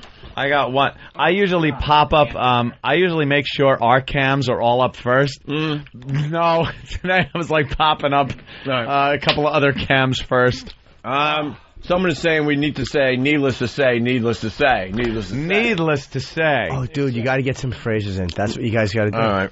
What? That's write down some phrases. I want to say that we're bummed because we've been knocked down to the second most outrageous radio stunt ever. We're going to get ourselves fucked talking about a bad thing. Look, You guys put up enough money. Not that I need the money, but just for the goof factor. You put up enough money when she like asked that first question that's really serious. I'll do obnoxious laugh, man. No. She's dead. You see? Yeah. You want to see what words we can at least get in? Like I bet I'll slip in Frunkus and make it sound normal. If you get a Frunkus in there, I will get a Frunkus in there. Alice, this is what we call a Frunkus. I was thinking maybe a name. It's like, tragically, if you remember, years ago, this happened to a DJ named Bill Frunkus. But the woman didn't die. So there has been a precedent in this. The Frunkus incident. Frunkus incident. They go, Frunkus. Well, Allison, we recently held our eggnog drinking contest, and yes. We could have had similar results, but we were responsible broadcasters. Blah, blah, blah, blah, blah. You know, you have to make sure there are EMTs on site, so that if any of the contestants get in any kind of medical distress, there is somebody there, a professional that can care for them, because we are but stupid shock jocks. Right. We know not of the medical profession. We're getting help from the instant feedback. Oh, good. Allison, our thoughts and prayers go out to Jennifer and her family. Yeah, thoughts and prayers. This is a trying time for the family, and I suggest that maybe someone out there should just buy the kids a Wii at this point. We would like to offer. We, you know, there's don't mean to say we. There's little we can do now. They've lost a parent, but we would like to buy a Wii for the children. Someone is suggesting, God, we got some old school listeners, that we use some Psycho Mark lines. Like, go F yourself? No, the whole, they're not going to be out of work too long. I picture these guys, people showing up. For a fact, they're talking with Clear Channel as we speak, and they'll be back on the air shortly. How is it that a mere couple of years after we are the assholes and everyone in radio is being interviewed on our radio demise, that we now have to fucking get on a TV show and talk about some other show's fuck-up? I think I have a moral problem with this. I think there's a bit of hypocrisy. If you recall, we sat there and just said, listen to these motherfuckers judging us. Who the fuck is Greaseman to get on and talk about our career? Well, I think, as you know, I got in a little bit of trouble myself here. Yeah. You know, and we were talking about other jocks, Man Douche. He got on yapping about us. Yep. All of us, though, but all of them, by the way, said we would never work again. Right. We were blackballed. Yeah. But not the way, Jimmy was that night in the car in the Saturn when you paid good money for what you thought was a girl, reached your hand down and got blackballed. Long way to go. Just a tad. Needless to say. Oh, you guys, please. Needless to say. Thoughts and prayers. A Frunkus, needless to say. That's terrible. I'm sorry. Dude. Oh, every Steve line. That's terrible. I'm sorry. I'm sorry. She died. Yeah, had she died? I mean, for the rest of their lives, these poor kids, people are going to be going, how did your parents die? How did your parents Everyone die? wants right. How did every your day parents lately, die? we're having people ask, where did Frunkus come from? It was just a noise that Jimmy invented. I get a lot of emails. It's actually, it's an old Danish phrase. A lot of people remember the whole Frunk, like a fan called Frunkus incident. It's not worth getting into. Like, could you see her ask a question, Opie maybe starts answering, and I just cut in and go, no, nothing's wrong. Just stay in the living room. I'll handle it. No. So now, you guys, have you ever done anything where you feared for the lives of your contestants? No. Grr.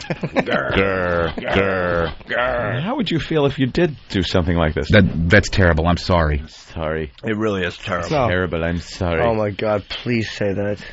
Well, good luck, bro. Get a good luck, bro, in Someone's there. saying, remind everyone that radio's theater of the mind. Theater of the swollen mind. Poor girl. What the hell are we going to say? I think what we stick to, I think condemning the show not good. We will look silly because we are just as bad. And believe me, over the course of this program, over the years we have been doing it, I'm surprised we haven't racked up quite a body count. But we can comment on nothing. No, we can comment on the fact that, it was things like this happen. It's very unexpected. You're there to entertain, right? And then we just try to fit in as many show references as is humanly possible while babbling about nothing. Or be just completely crass about it. Go, well, we don't kill them. We just get them to fuck each other in the ass. High five. or you just hear in the back, high five. By the way, if you're just tuning into the Opie and Anthony show, we played the audio from the actual show. Yeah. That killed the woman. So listen to the replay today. Someone wants us to do the interview in wacky DJ voices. Oh, thank you, Allison. Thanks for having us on MSNBC. Yeah, tragedy in Sacramento. We've been reporting this story along with you as journalists. And just give her that angle. Oh, that's the greatest. It's terrible. Jimmy Hatch from FBA. Remind them that you're artists. All right, you ass. That's a good one. We're artists. One of the greatest TV moments ever. I actually told Bill O'Reilly that we're artists, and he went, You're what? You're what? Yeah, you're what? You're artists? Yes. You're sex peddlers. That's what you are. Here's a painting I did. Look, one looking one way, one looking the other. Guy in the middle. What do you want from me? No, her health won't allow it. People coming up with suggestions. And now, they had one contest, and now she's dead. She's dead. We can fit in a bunch of them. Oh, how long before they just cut us off? Dude, who cares? That's they're the beauty listening. of it. Hello? I say we talk about our eggnog drinking contest. I say we talk about the Baby Bird video. I say we not do the interview. Very safe. Yeah, we don't need to do the interview. But Allison's like an old friend. She is. Because what's his name tries to get us on all the time. Allison, do you remember the time we shot a bottle rocket out of a woman's vagina? We made sure it was safe. We built a blast shield to protect her cunt. And by that we mean the daughter she brought with her. By the way, that video is up on YouTube, man. Of course it is. Hilarious. It's back in the day when we were using a really old camera, but you could still see what was going on that day. That's how insane we were. What you could get away with back then. We shot bottle rockets out of a girl's twat. Yeah, we used those for 4th of July launcher. when everyone else was off. Shot it at a big giant paper cutout of El Duque. Yeah, it was target practice. Yeah, got him right in the head. How do they search for that video on YouTube? What's the name of that one? I want to direct them right to that one. Bottle rocket twat. You think? I doubt You think it'll be the only video? No. It's never just one video when you put in something in the search. It doesn't show up, or there's 20. I hear Max from Dallas. Max. Hello again, boys. Hello, Max. When you're in a conversation with the lady, you should slip into one of Jimmy's vernaculars. The oh my God. And I think what happened was tragic. Tragic.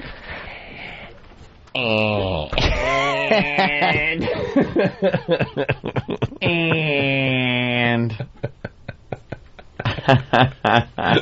I'm just gonna leak the whole time. Just take a long pee. That would be good. Yeah. Too bad you can't be on the bullshitting. Getting that nice echoey sound. Well, How hard did you fucking laugh? Dude, I would never be able to do it. I would just laugh. Laughing, knowing it's coming, and just going, I think this should be taken very seriously. Is that echoey toilet sound? Or how about playing the parts of Opie and Anthony will be Bill and Steve. Oh, that too. Oh, wow. Allison would know. She interviewed us. She knows you guys. Yeah, she knows us. Damn it. She did a whole piece on us once for some dumb show she was on. ABC or something back then. I think she's still there. No, it's MSNBC now. Okay. Well, I do a lot of impressions. I do Larry King. I do them all. I do Steve Carr.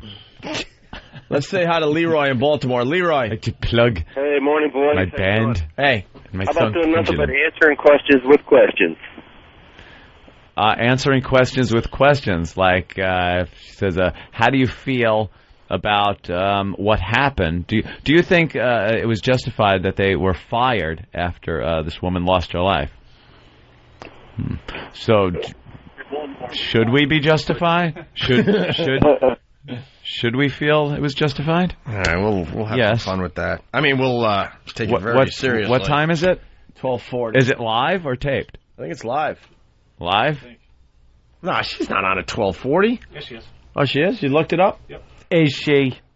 All right. We'll do one of those. Let's say hi to Brian in Ohio. Brian. She died. Did she? Boys, hey. Yeah. Hey, I think you guys are blowing up your spot, man. You're telling all these great bits. Somebody's going to listen and not give you a call back. All right, but it's fun for the radio right Look, it's not like we were not going to give information in an interview. Yeah, we're experts. We're not going to curse. We're experts at this. There are ways of doing it and using words that we use on a daily basis. Yeah, well, you know, your reputation precedes you enough. You don't need to give them ideas of what you're talking about. It's not like we're going to do silent game. All right. Let's do silent. All right, brothers. We'll think about it. In the studio or outside the studio, we got Octane. Our boys from Philly. Yes.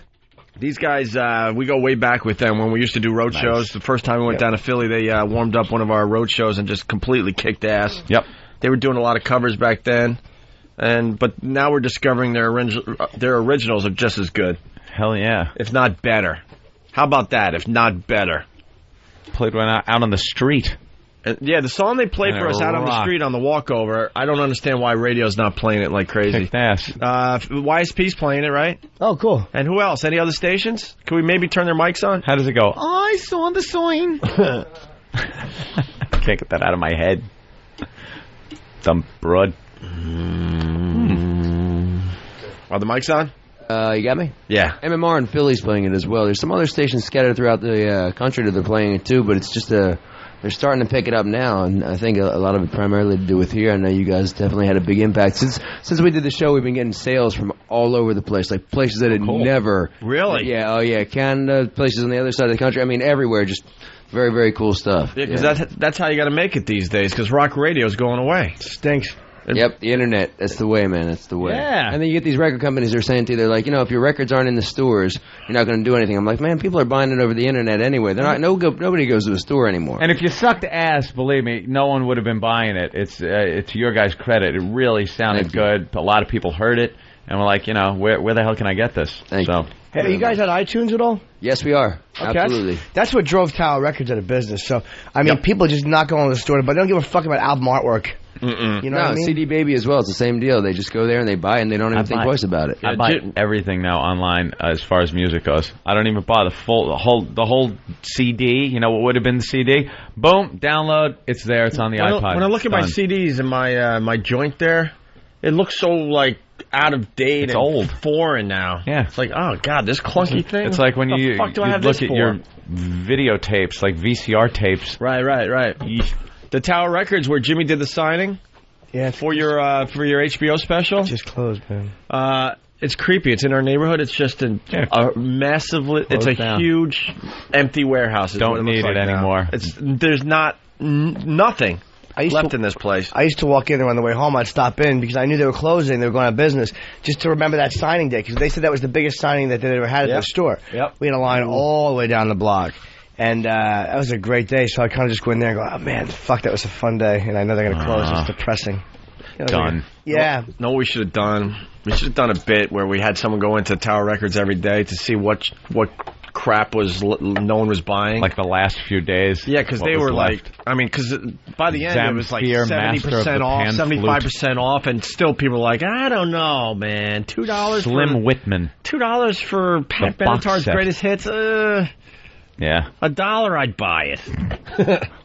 $1. You guys want to play something? Absolutely. Of course. All right, get the plugs. It's Octane from Philly. MySpace, what are we plugging today?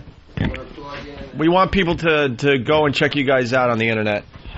Want them to know where they can get your stuff. /Octane Rocks, and we got Octane Rocks. Say that again. They turned your mic on halfway through the plug. MySpace /Octane Rocks, and we got OctaneRocks.com. We're also going to be at Don Hills tonight down at Spring and Greenwich in Greenwich Village.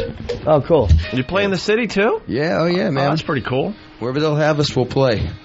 What's that? Are they going to do the song they did that one day on the walkover? It's really up to them. I hope so. That's have them do it because we didn't get to hear that with all you guys. Yeah, you want all the guys. I think that's what you should start with. What do you say? I'll say whatever you want, you guys. We can start with it. We can end with it. Whatever you want us to do, we're here to do. Enemy, you want to start with that?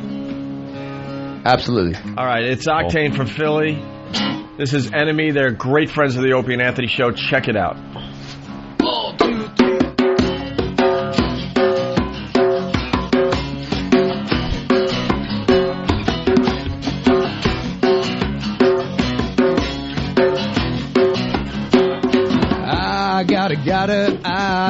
Gotta take what I wanna waste, not another time. No time to waste. I got a lot of anger inside. I'll waste, not another time. No time to waste.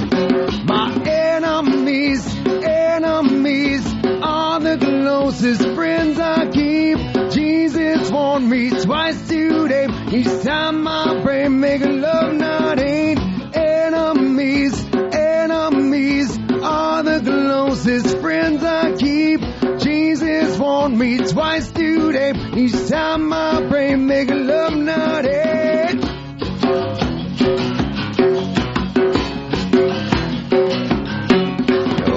I got a reason for being nice. Open seeing time. No time to waste. Break down inside you, takes down your whole world. Left on a tattered feet of a shattered time. No time, it's time to change. My enemies are the closest friends I keep. Jesus warned me twice today. Each time I pray, make love, not hate. Enemies are the closest friends I keep. Jesus warned me twice today. Each time I pray, make love, not hate. Ain't got no time.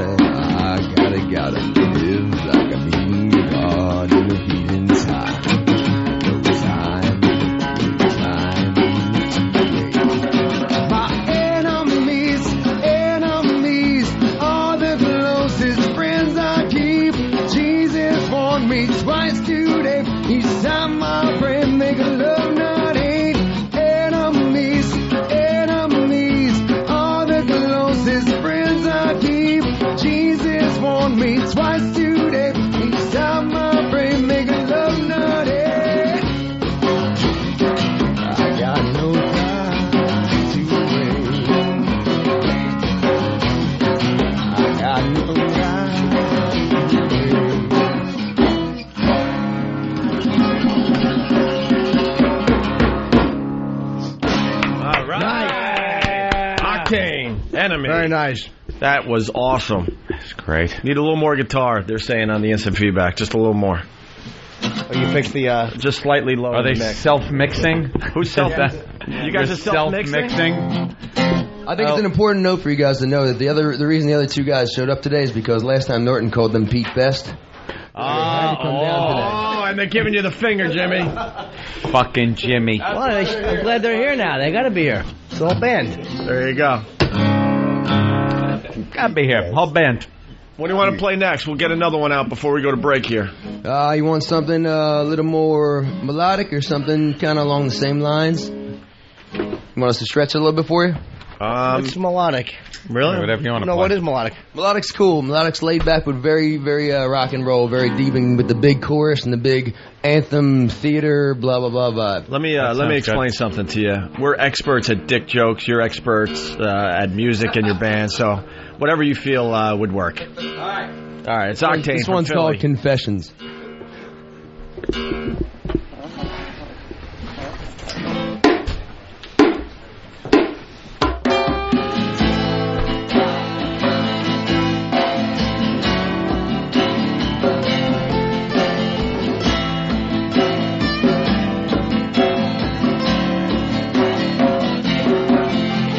Everything has changed to black and gray. The time it slips away so fast. Oh, so fast. Each day seems to fade one to the next, like one big blur lost in a mess. I confess I like it messy.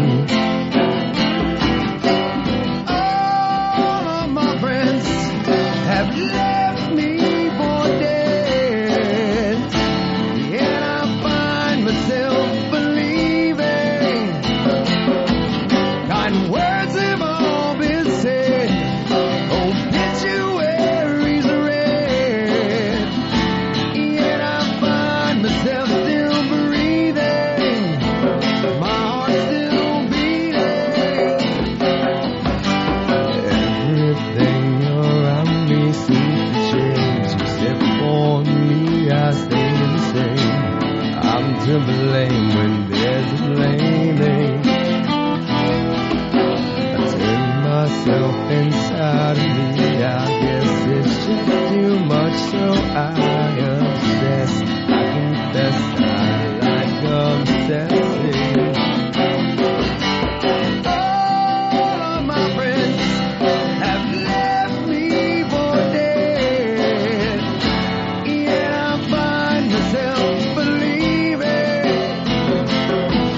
kind words have all been said, obituaries read, yet I find myself still breathing, my heart still beating, and I never know what to expect. Try to live my life without a regret. Having to complete, I must confess. Like confessing. All of my friends have left me for dead, and I find myself believing.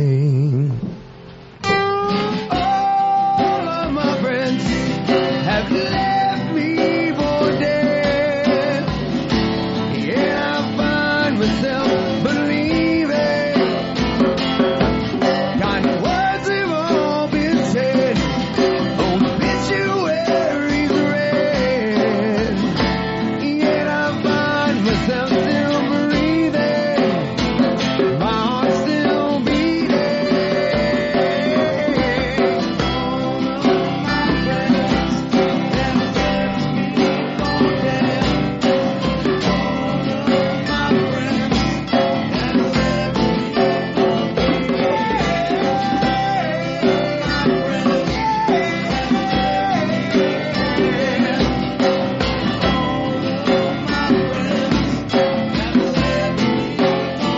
My heart still beating. Octane, once again, man. very, very good. Do you guys have CDs with you? That's it? Do you have CDs with you? Yeah. Oh, cool. All right. Really, I'll put that in my iPod. I only That's have great, one man. problem. Why do we have to look at your ass while you're playing? Why couldn't you guys be facing us? Oh, see, my problem is why didn't the rest of them turn around? We had a bunch of nice asses to look at. We have this huge, window in front of us where we can see kind of where the studio audience sits. And that's where they set up because the whole band is here. And, XM promised us for a couple of years they were going to build this studio. We gave up on that. Building it out so we could actually be in the same room with the bands and stuff. That'll happen. And they set up in such a way where we get to see your ass as you sing. That's lovely. And the other thing, XM contact you guys? Are you on XM? Nope. What the Unsigned Channel has not contacted us. Do we have one anymore? I don't know if there's an unsigned channel anymore. But that might be a reason. But there's a channel that does play. Of course there is. XMU still not? Huh? XMU, right? XMU, maybe? They should be added immediately. Still available. Yeah, let's call up Don Wicklin and get their songs on the radio, please, on XM in a nice little rotation. Hell they yeah. deserve it. And what's the plug again? The plug for the website? Yeah. OctaneRocks.com is our website. MySpace /OctaneRocks is the MySpace. And tonight we're going to be at Don Hills at Greenwich and Spring in New York City. What time?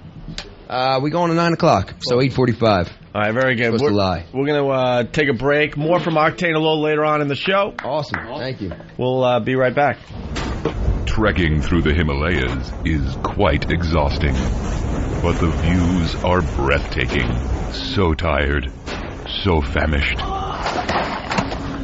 Great Scott, my Sherpa has collapsed. Ramon, fillet this Chinaman.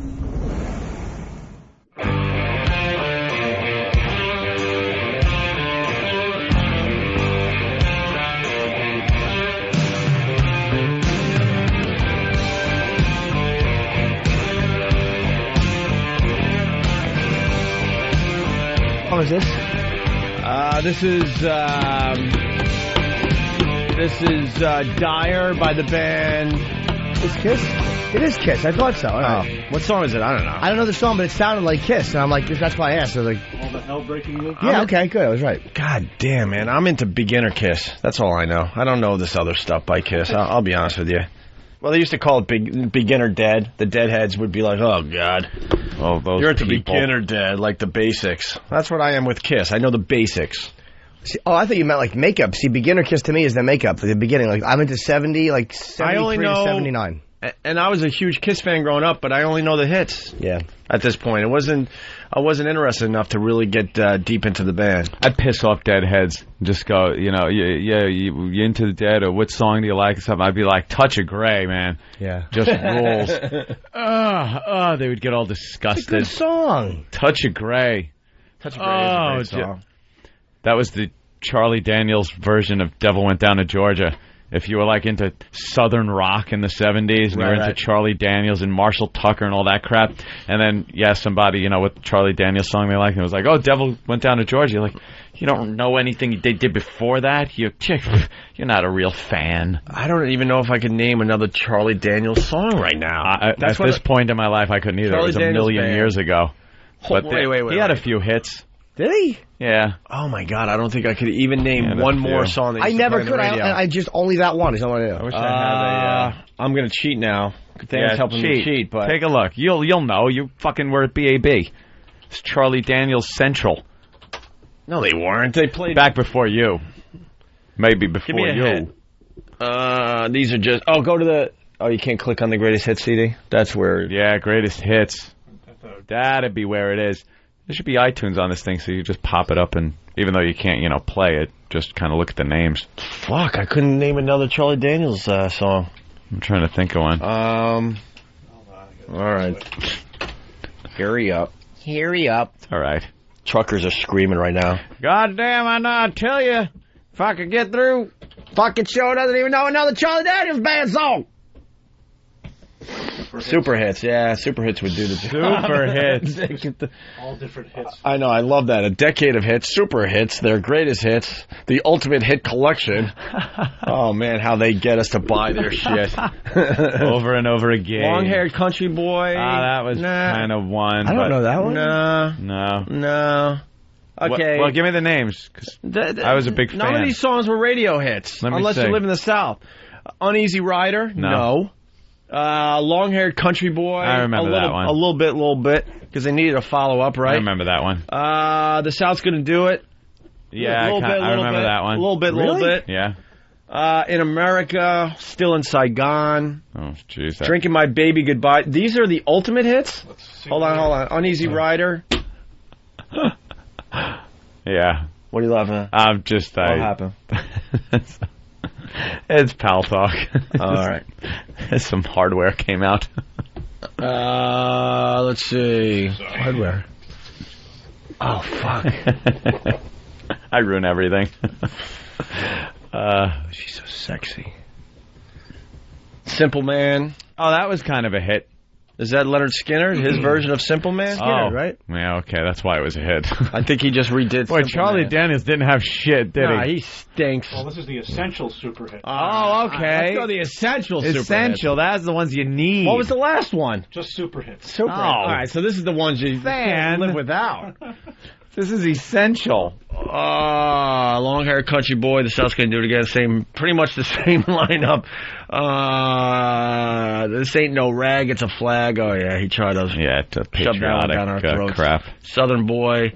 The Legend of Woolly Swamp. I kind of remember that one. Free Bird. Jesus. What a douche Charlie Daniels is. Stop with the Leonard Skinner. Biting off Fucking the devil went down to iTunes and fucking just re-sang everything he downloaded. Asshole. The devil went down to a karaoke bar. Fuck, it was good, too. It was still good. All right. Give you a skid. You skid it you out. turned into it. I was on my way. All right, well, that's not going to help me. Why don't we try another greatest hits? Jesus. How many does he have? Well, he's got a decade of hits. He's got the super hits. Yeah, He's which got the decade? essential super hits of the Charlie Daniels Band, the ultimate Charlie Daniels Band, the essential Charlie Daniels Band. And every one of these albums should have just The Devil Went Down in Georgia on He's it. got the live greatest hits. He's got the collection. He's got 25 favorite hymns and gospel greats. Ugh. Yeah, that's when he got all... Let's go with the decade of hits. I think that might be it right I think there. the decade's the one you want. It narrows them down. All right, let's see what this one is about. All right. Wow, same songs again. Jesus. Same fucking CDs, just renaming it every couple of years. Do we have Long-Haired Country Boy at all? Probably. Yeah. I want to hear something. I don't anything he does. All right, give a little more Charlie Daniels. Please. Some dude from Brooklyn's going to tell us what a popular Charlie Daniels song is. All right, Fred? I'm telling you, man, you would know the song In America if you heard it. In America? It's a pretty rocking song, yeah. You have In America? I'm telling you would know it. When was that done, though? It's on every greatest hits that he put out, so it's got to be... Because if it's after Devil Went Down to Georgia, it doesn't matter. Right after The Devil Went Down to Georgia. Right Yeah, after. see, that doesn't matter. Thank you, sir. This is In America? He said you'll know it if you hear it. This sounds like Devil Went Down to Georgia. Yeah. Exactly. What the fuck? How will you know this unless you've been on a lynching? Devil Went Down to Georgia. Hey, He was dude. looking for a soul to steal. This is... Yeah, I remember this, but it's... I actually like this. This was never on the fucking radio. And some people from Tennessee. All right. How about Long-Haired Country Boy? This one might have been on the radio. I like that. This probably was.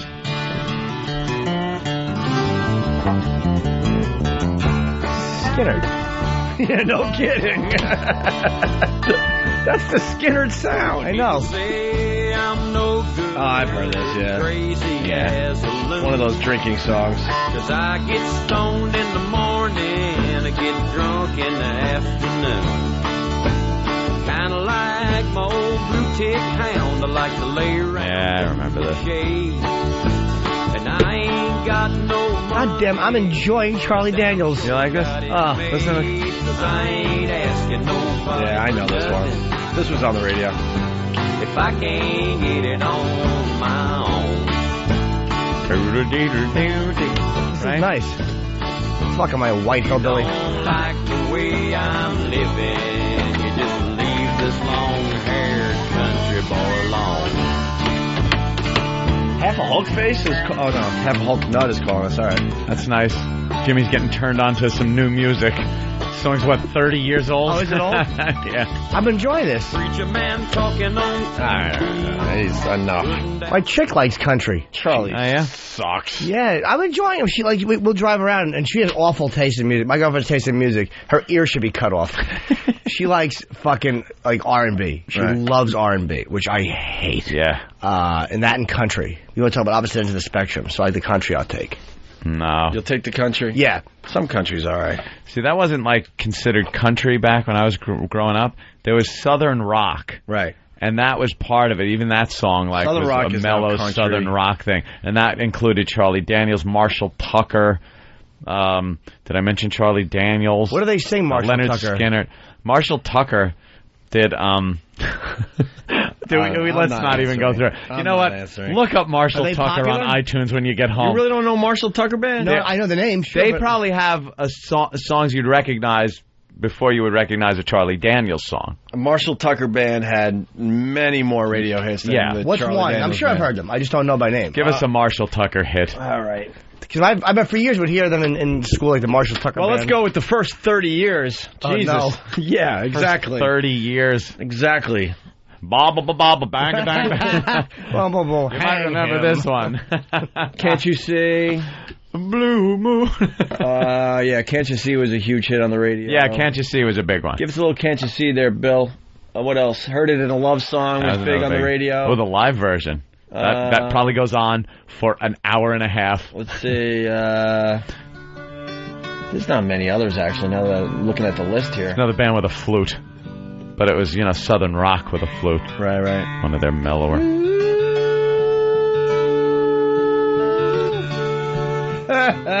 A flute. Yeah. Gets off the tour bus with his little flute case. I gotta haul this? Where's my roadie? Smuggles his own instrument in his asshole. Probably put it down his pants leg, hoping that the groupies would think it's just a big cock.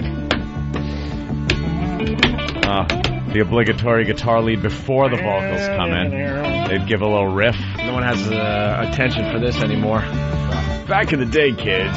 This was like we had any a bigger other attention span where we would listen to the guitar solo for a while. This is like any other type of music, hairband music, everything. It had its moment, and then there were a bunch of people that kind of Gonna take a freight train picked up the sound. down at the station, Lord. I don't care. I'm just staring at Jimmy. You don't know the song, do you? I don't know, but I like it. Wow. I like this stuff. This has been played on the radio. I'm sure I've heard it. Ad nauseum. It's good Ad stuff. nauseum. Nobody I always say ad nauseum, but it's ad. Chorus. can't you see? Oh, yeah. Oh, can't you see what that woman, Lord, Sounds like Creedence. been doing to me? Can't you see? They were popular, right? Marched for years. And is Flute Guy done? What happened Flute guy's to Flute done. Guy? At that point, he better pick up something else, or he's going to be out of work. Triangle. Pick up something, Flute guy. What do you do if you're Flute Guy? You do your part. You're on stage. Now what? You have just to look stand there. busy. You got to stand there and tap your foot. But how do you look busy? Rock your head back and forth with your cowboy hat on. Do you run and fill up everyone's Jack Daniels? Yeah. You run errands. You run errands. He's like the Club Soda Kenny for the band. He can just play a little flute and then he runs off and gets some fruit. You think Flute Guy just walks off? Gets the smoothie. I hope so. He'd look awkward just standing there. What does Flute Guy do? I've heard this. The tail end of Southern rock was bands like Molly Hatchet, Yeah. who started picking up on things like that and had their and everyone had a whistle in the A song. little whistle action? Yeah. Boy, did my flute joke bomb, by the way. Oh, did it? Wow. Which one? What happened? Not only, it didn't get a laugh. No one responded that a person had talked. Are you kidding? I don't know. It was okay. I said you said he was coming off the tour bus. I said he smuggles his own instrument in his asshole. That's funny. We didn't hear it. I was hot. I'm sorry. Oh, hopefully don't be. I just fired Great out. visual. I'm sorry. I just got insecure. And walking off a tour bus with a flute in his ass would be funny. That's right. And speaking of shoving things up your ass, let's say hi to Buck Angel. Ah, what a segue, Opie. Thank you. Buck Angel on the Opie and Anthony Show. What's up, Buck? Hey, nothing. How's it going? Wow. Well, our pal Jimmy Norton ran into you at the porn convention out there in Las Vegas, Nevada. Hope he didn't Yeah, run I remember, into him. actually. And nothing. and then he brought back pictures of you, and I got to be honest, never heard of you, never seen a picture of you before, but we're beyond fascinated. Steve came running in all giddy. Yeah, no I kidding. was summoned. Don't lie. You have Summoned. videos in your house. I'm sure you have one of my videos under your bed somewhere. I'd love to see one now, to be honest with you. I had heard of you, but I've never seen any of your stuff. And I was the little small guy, and Steve is the guy next to me we were talking about doing films. Uh-huh. Okay. Yeah. Like he's hasn't done a few. How many films you done, sir? I've done 7 films. 7 films. That's it. And basically, Yeah, not very many. I'm actually very picky about what I do. Because everyone wants to put me in all their videos, I want to have total control over what I do. No, I know you guys probably think I'm a freak, but I'm not really a freak, and that's why I try to maintain control over what I no, do. because when I read The Man with a Pussy, the first word that comes to my mind is not freak. Really? Yeah. No. That's cool. I appreciate that. Now, we've seen the photographs. I've never seen a movie, but we've seen the photographs. Well, I'll have to send you guys a movie then, and then you can review it and tell me what you think. Yeah, we'll do that right away. Now, the pictures of you, just to describe to the listeners, because maybe they didn't hear us talking about you the other day, you look like a biker dude, no hair, like just rocking the skull. Right. Lots of tattoos. Yeah. And you're missing a penis. I'm missing a penis, yes, but I enjoy my pussy. That's the most important thing. See, it's a complete muscular man's body. Yes, and I work out very hard. Man's face, you would think, if this guy pulled up on a Harley, he's another biker guy. The last thing you're thinking is this guy has a pussy. Right. And he's got a pussy. Right. And now, what are you exactly? What were you born? How did you get this way? Well, I was born female, and I had a sex change. I'm a female-to-male transsexual. I'm actually the opposite of, I'm sure you know, she-males, which are basically chicks with dicks. Jimmy does. I'm the opposite of that. I was born a female, and I had a sex change to a man. What do they do to make it? Because some people say that if you start with a penis, you turn it into a vagina. That makes you a silly goose. Did you start, how did they make it? It's just like a vagina with a big clit. Do they stretch your clit a little bit? No. It's all natural. I have had no surgery from the waist down. Oh, cool. Because you do have a very nice vagina, if I may. Thank you. I appreciate that. I work hard at that. Did you feel like you were a guy growing up? I don't get this. Yeah. Help me out here. Come on, man. You've seen many stories on Discovery Channel or wherever about people who just always feel like they're in the wrong body. It's pretty out there now. It's not something like in the closet anymore. I've always felt like I was a guy growing up. Yeah, we saw a picture. Sorry? We saw a picture of you as a woman. Right. And how old were you living completely as a woman? Oh, I was in my 20s before I decided to have a sex change, and I was actually a female model. I was doing modeling as a woman, which was very difficult for me to do because I felt like I was a guy, and it was, putting makeup on my face and going, to Europe and doing fashion shows and all that. I got to tell you, man, your face as a woman, yeah. Right on, man. You're very pretty. You were pretty. I can't believe you'd want to, change the whole look and go from that to biker dude. Because you had a beautiful face. What I see in your modeling picture, your old modeling picture, you kind of have manly hands. Yeah, I was a manly kind of woman. I didn't even have a very feminine body, but. Doesn't that make you think that I was that desperate to have a sex change if I was a good-looking female? Why would I go and change myself to this kind of looking guy? You have a big clit. Yeah, as a woman, I had a big clit, too. So it was, the hormones helped that a little bit. No, but your face as a woman, beautiful. And as a guy, whatever, people are into that. So what can I tell you? You're a biker dude now. I have a big fan base of people. Most of my fan base happens to be men, by the way, gay men. But I do have a pretty large women fan base. Gay men. But you grow the beard and everything, man. Yeah. It's so weird to know that you start as that and now you're a biker dude with a beard. A biker dude. And how do they get your chest to look manly? Did they just suck out your boobs? No, they didn't because I didn't have most boobs are fat, and I didn't have big boobs. They just did a really good surgery, and I work out very hard in the gym, and this is all natural. You look like you have a guy's chest. You wouldn't look at it. You wouldn't look at it closely and go, "Well, I could see the hint of him being a female in a past life." Now, you're attracted to guys, girls, gay men, or gay women? All of the above. Everything. I like that. Why should I limit myself? There you go. If it has genitals, you'll fuck it. Exactly. What about animals? No. No animals and kids. We don't go there. And the obvious question, so you go from a woman to a man, why not get the penis? Because, and don't think I didn't want to have one, but the thing is the surgery is horrific. It doesn't work. I don't want to have a dick that hangs between my legs and doesn't get a hard on. What's the point of having one? Well, how do they make a dick? Pumps. It's really unbelievable, the surgery. They, rip part of your arm off and take tendons out and take skin grafts, and they mold it into this penis that doesn't particularly look very nice for me. Some guys like me want to get it because they feel like they need to have the penis to be a man. I don't particularly think I need to have a penis that bad to be a man. I have, 7 dildos in my drawer. And it stays hard all night, And I'm married to a woman, and she's totally happy, and I don't have any issues with it. Wow. You're married? Yeah, I'm married. Mm-hmm. Did not know that. Legally? Legally, I am legally a male. Yes, I had a legal sex change. I had my birth certificate changed, my passport changed, all my documents changed. Yes. Wow. But you can pee standing up? I can pee standing up. Yes, I can. Okay. That's kind of important, because you go into the bathroom. Well, you know what? I know guys that go, genetic guys that go in the bathroom and go in the stall and sit down. I mean, sometimes you want to sit down because you're tired or whatever. Do you know how popular you'd be in prison? You know what? They would actually stick me in the woman's prison because of my genitals. Even though I am legally a man, they would stick me in a woman's prison. You'd be I would be very out in the first week. I wouldn't want to go to the men's prison. I think it'd be pretty scary. Like, hey, I'll spot you lifting weights. Hey, he's fucking me. Jesus Christ. That is something, because I've heard about the female to male and seen a few of them, but never seen the genitalia. Mm-hmm. And never saw somebody who is actually an attractive woman turn into a guy that you would see walking down the street and wouldn't give a second look at because it's just another guy walking down the street. Yeah, I mean, I think that's what makes my change so much more drastic for people is why the hell would you go from this hot woman to this ugly guy? And it's because it was a desperate situation for me. I was not happy living as a woman. It just was really not a good situation. Did you just love the cock as a woman?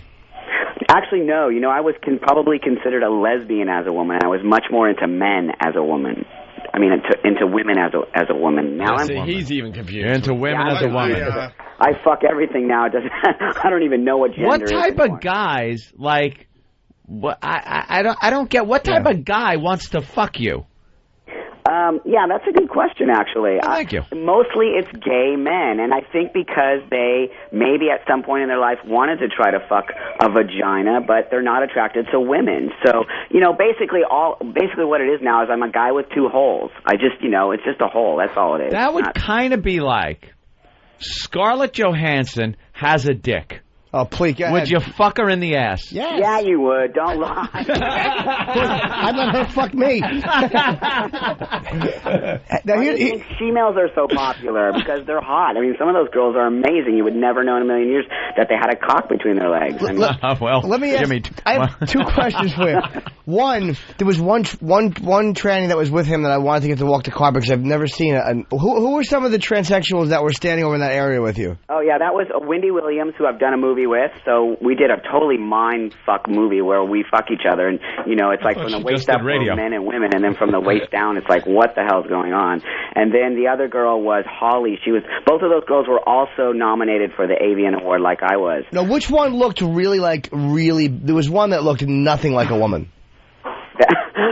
I don't even go there with me. I'm not answering that question. Okay, let's say how about this one? There was one who was blonde hair but kind of rugged looking. She looked kind of rugged. Holly, the one with the huge boobs. I mean, her boobs were out of control. No. This girl had a very a pink top. Steve is saying. I think that's Wendy Williams. Maybe. All right. Yeah. Hey, Buck. Shane from Tennessee wants to know if you can get pregnant still.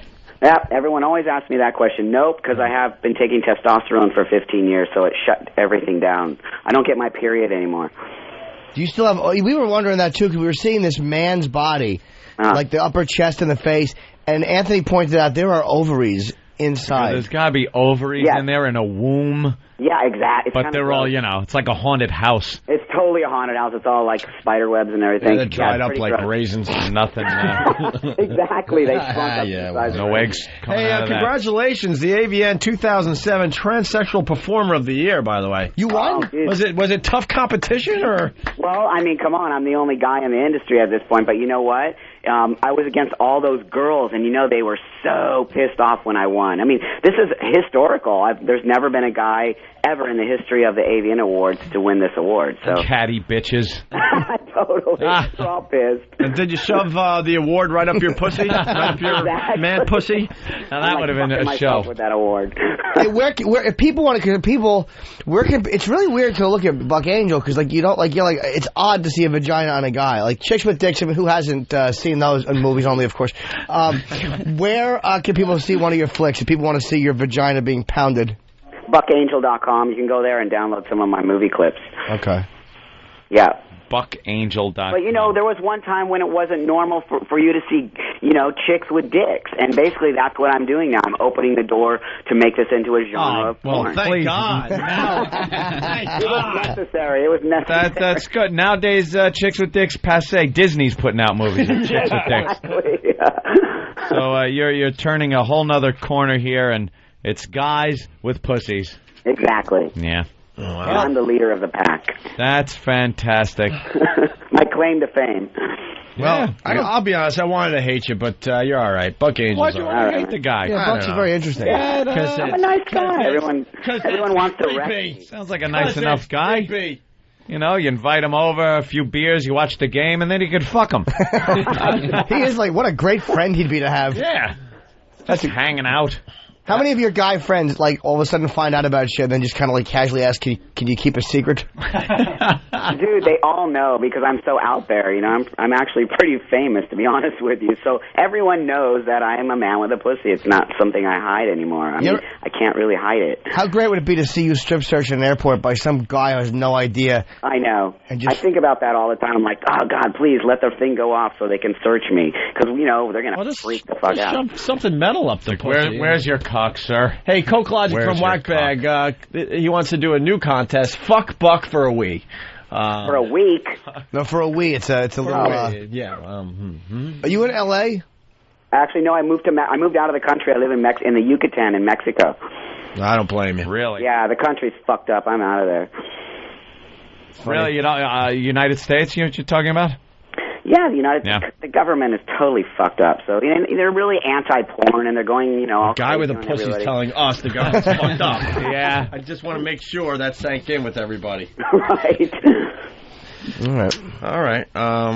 Well, BuckAngel.com, and hopefully people will check it out, because I've never seen one of your flicks. I've seen just about everything, but I've never seen that. So I may I'll get you guys some movies, and maybe next time. You guys are in New York, yeah? Yeah. Maybe next time I get to New York, I can come by the studio or something. Well, I hear V for Vagina just got rave reviews by everybody. Oh, yeah. Yeah. Oh, right. I like that. Actually, that's a film I did with all females. Like, I'll do a film with all guys, and then I'll do a film with all women, and then I'll do a film kind of mix it all up with guys and girls, Guys go have fucking, sucking. Exactly. Just a little bit of everything. All right, Buck. Well, thanks for spending a few minutes with us. All right. Today. You've enlightened a few people, I believe. I want to see Buck Angel in studio, though, because I want to see if we can get a listener who is obviously clean and to lick Buck's vagina. Oh, yeah, that sounds like a good deal. Let's do it. To go down on Buck. Yeah. That's a great idea. Let's do it. I completely think that I think you'll find somebody.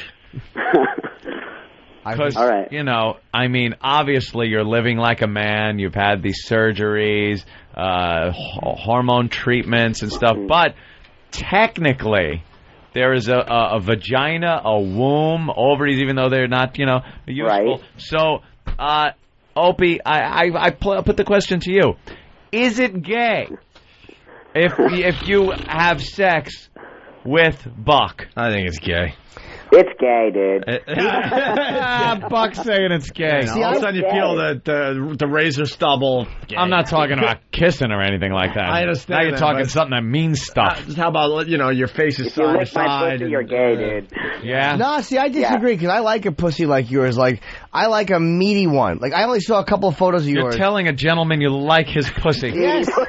Look, no disrespect, sir, but I happen to think your pussy is fantastic. I like one that like a roast beefy, big meaty clit. That's just what makes me happy.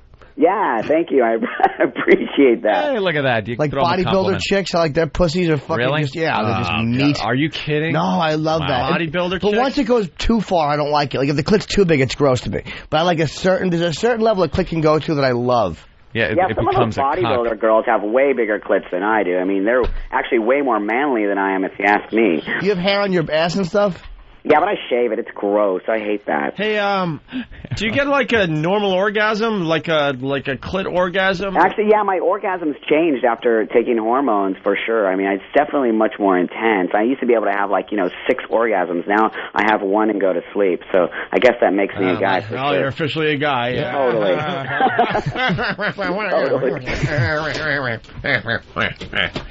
All right, Miss Angel. Yes, Mr. Buck Angel. Mister, that's me. Okay. Thank you very much. Hey, All right, Buck, guys. what was your name as a girl? What name were you? Susan. I was born as Susan, so you guys haven't seen it. You saw a couple before pictures of me. Yeah, I got the before pictures. They're hanging around, yeah. Spin that one around. Let's take a look. They're hanging around somewhere. You're kind of like, you look like an 80s chick. Yeah, I was totally 80s. You got like the short blonde hair. Yeah. Perfect And, face. Your leather Perfect face as a jacket's woman. open a little. You were a small-breasted woman. Yep, exactly. With the manly hand. So there was The a little, manly hand. there was a little man The in you manly back pussy. then. That's a big man's hand. Yeah. That's why I got confused. I'm like, did he start out as a woman? I Are wasn't there? sure. Are there now? Did you have sex with men back then? No, I was definitely much more into women. Not- if I not got at all? Fucked up. If I got fucked up on coke and drinking, then I might fuck anything. But when I was aware of what was going on, I mostly just fucked women. I would just like to know if there's a guy out there that had sex with you as a woman that can now look at you and go, "Oh my God, I fucked him." I know. I thought about that too. Like, no, I think that they would probably throw up if they thought about that. So. You never had any kids, right? Oh, no kids. I'm actually going to probably have a hysterectomy here soon because, like you said, it's all haunted house down there. Really? Trying to get rid of it, yeah. It's gonna have it yanked out like an old tooth. Yank it out. Tie a string around it and around the doorknob and just slam it shut. Wow. That's pretty wild, man. That's all right. Maybe we'll see you in New York then. Hey, how much can All you? right, man. How much can you bench? 300. Holy shit! Can you really? Oh, yeah. Let's have a benching. Science is fucked up. He started as a woman and now he's benching 300. Benching 3 Dude, I work bills. my ass off, man. I go to the Steve, can gym you bench and- 300 right now? Be honest. Right now? No, probably not. Steve, the biggest Steve guy can. in the organization, and he's in very good shape. He's at the gym all the time. He can't bench 300. Well, I Buck think Angel it's some kind started of life as a dainty female, except for the man hands. Now benching 300 pounds. Yeah. What do you think of that, Steve? Enough with science. Why don't you get your dick cut off, you asshole? All right, fine. Get your dick. Yeah, right. Get a vagina. Science is Makes you officially stronger. scary. It's all about that testosterone. Start shooting testosterone. Yeah. But you still have to take drugs like that? Oh, yeah, I have to shoot myself every 2 weeks. And it's not really a lot of testosterone, but, No. it's enough to make me look like this. If you stop, you grow tits back and... No, because back I had into them a all woman? cut off, so it's not going to happen. But if I stopped, I might. If I didn't have a hysterectomy, I would probably get my period again, and I probably could get pregnant. And that's a whole nother genre of porn. The pregnant that would man. be amazing in the delivery room. That would be Confused sick. doctors just looking at your manly face. Like watching an Baby alien comes out. autopsy. No kidding. What about the C word, sir? Does that bother you? Most Cunt? women hate the C word. The cunt word? Yeah, but you're a man now. I'm a Doesn't man. No, I love that doesn't word. matter. Yeah, throw it around. Throw it around. Of I love course. it. Like Yeah. the, right? When they're pounding me and fuck your cunt, and I love that. Right. Yeah. All right. We're on satellite radio, right? Of course. Oh yeah. We're Yeah, this is allowed. on terrestrial radio. This would have been a problem. It's all beep, beep, beep. Yeah. Yeah. No, terrestrial radio took our penises as well, sir. So we got something in common. Exactly. All right, Buck Angel. All right, guys. Anything else for Buck? I think Nah, we it was covered all the good. bases. Very enjoyable. Yeah. Cool. Are you tight? Am I tight? Nah, sometimes. It depends if I haven't been pounded for a while, then, it kind of goes back. Do you like butt sex? No, actually, I can't. I've been trying because, everyone writes me, come on, dude, I want to see you get pounded in the ass and the pussy. But, it's hard to get something up your ass. You have to practice a lot. Steve? So, Yeah, he's right. You know what I'm talking about. Buck said I had the daddy look, and I'm still not sure what that means. Daddy? Yeah, when we interviewed him in Vegas, he said I had a daddy look, and I'm still a little bit perplexed as to what that means. What does that mean, Buck? Yeah, that's a compliment, actually. It's just kind of very handsome, the mustache and the hair, and just it's like a good-looking guy. I was kind of hitting on you, but you didn't get it. So. Oh, Steve, you miss all the signs. You missed it, man. You had I saw the signs. I was petrified. Was there a reason you hit on Steve? Sorry? A little that gaydar was popping up? The gaydar, there you go. Totally. Gaydar detector went off like a car doing 120. Oh, shit, I'm speeding. No. It's not. All right, Buck, I think we've done as much as we can until we get you in studio. Right, all right. All right. Thank you, Thanks a lot sir. for having me on. I appreciate it, you guys. Bye, Buck Angel. Hey, what's the big plug as you go? All right, so checking out buckangel.com. You can see everything by my movies and email me dirty, nasty letters. Oh, well, our listeners can do that. All right, I'll talk to you guys later. If you like cock pictures. All right, take it easy there, Buck. Steve, everyone asking for a before and after picture for the website. Yep. All right, we'll do that. It'll be up on opieandanthony.com. I have to leave, guys. I have to go to Chicago. No! Say it's not so. It's not so. Oh, but you're still good night, leaving. Gracie. Good night, What Gracie. about the DD stuff? I have to be on a plane. What time's your plane? I have to leave by 11:30. I have to finish packing, too. Packing. Packing. Why didn't you do it last night? I did a lot of it last night, but I couldn't finish it because I had laundry. How long are you going to be gone? Till Sunday. Oh, did you take enough underwear? I did. One pair. Slacks? Did you bring slacks for your show? I brought one pair of underpants and I brought one pair of slacks. Slacks? Ticket sales are good, right? I don't know. I haven't Van checked. Heusen shirt. Well, you're not really plugging it, so I'm assuming you're doing all right. I know. I just forget to plug it. All three zanies. All three zanies. Not one or two, all three zanies in Chicago. Jimmy Norton, people. Jimmy Norton. I want to work on my HBO special. So I got to do an hour. So that's what I'm going out and doing now. All these gigs I'm doing are just to work this hour out. It has to be worked out. That's got to be like the most fucked up thing for a comic. Hey, we need an hour. It's like, because I know a lot of comics started out and, starting out and stuff, and it's like, oh, I hope I get 3 minutes. Yeah. I need 3 solid minutes of material.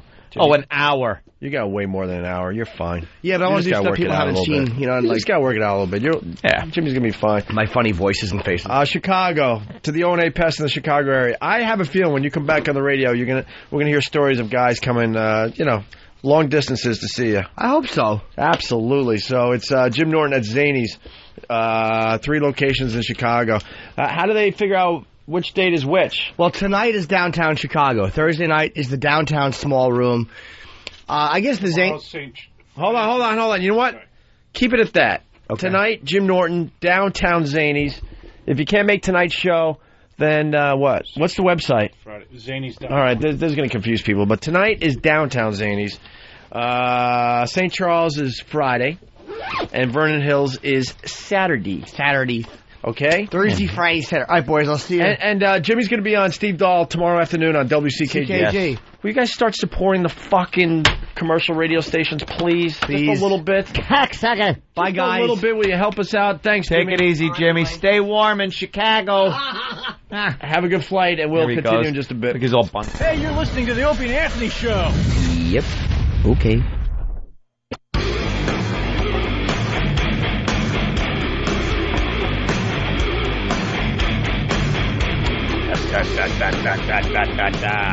All right. I think we're going to get another song from Octane in a few minutes here. Nice.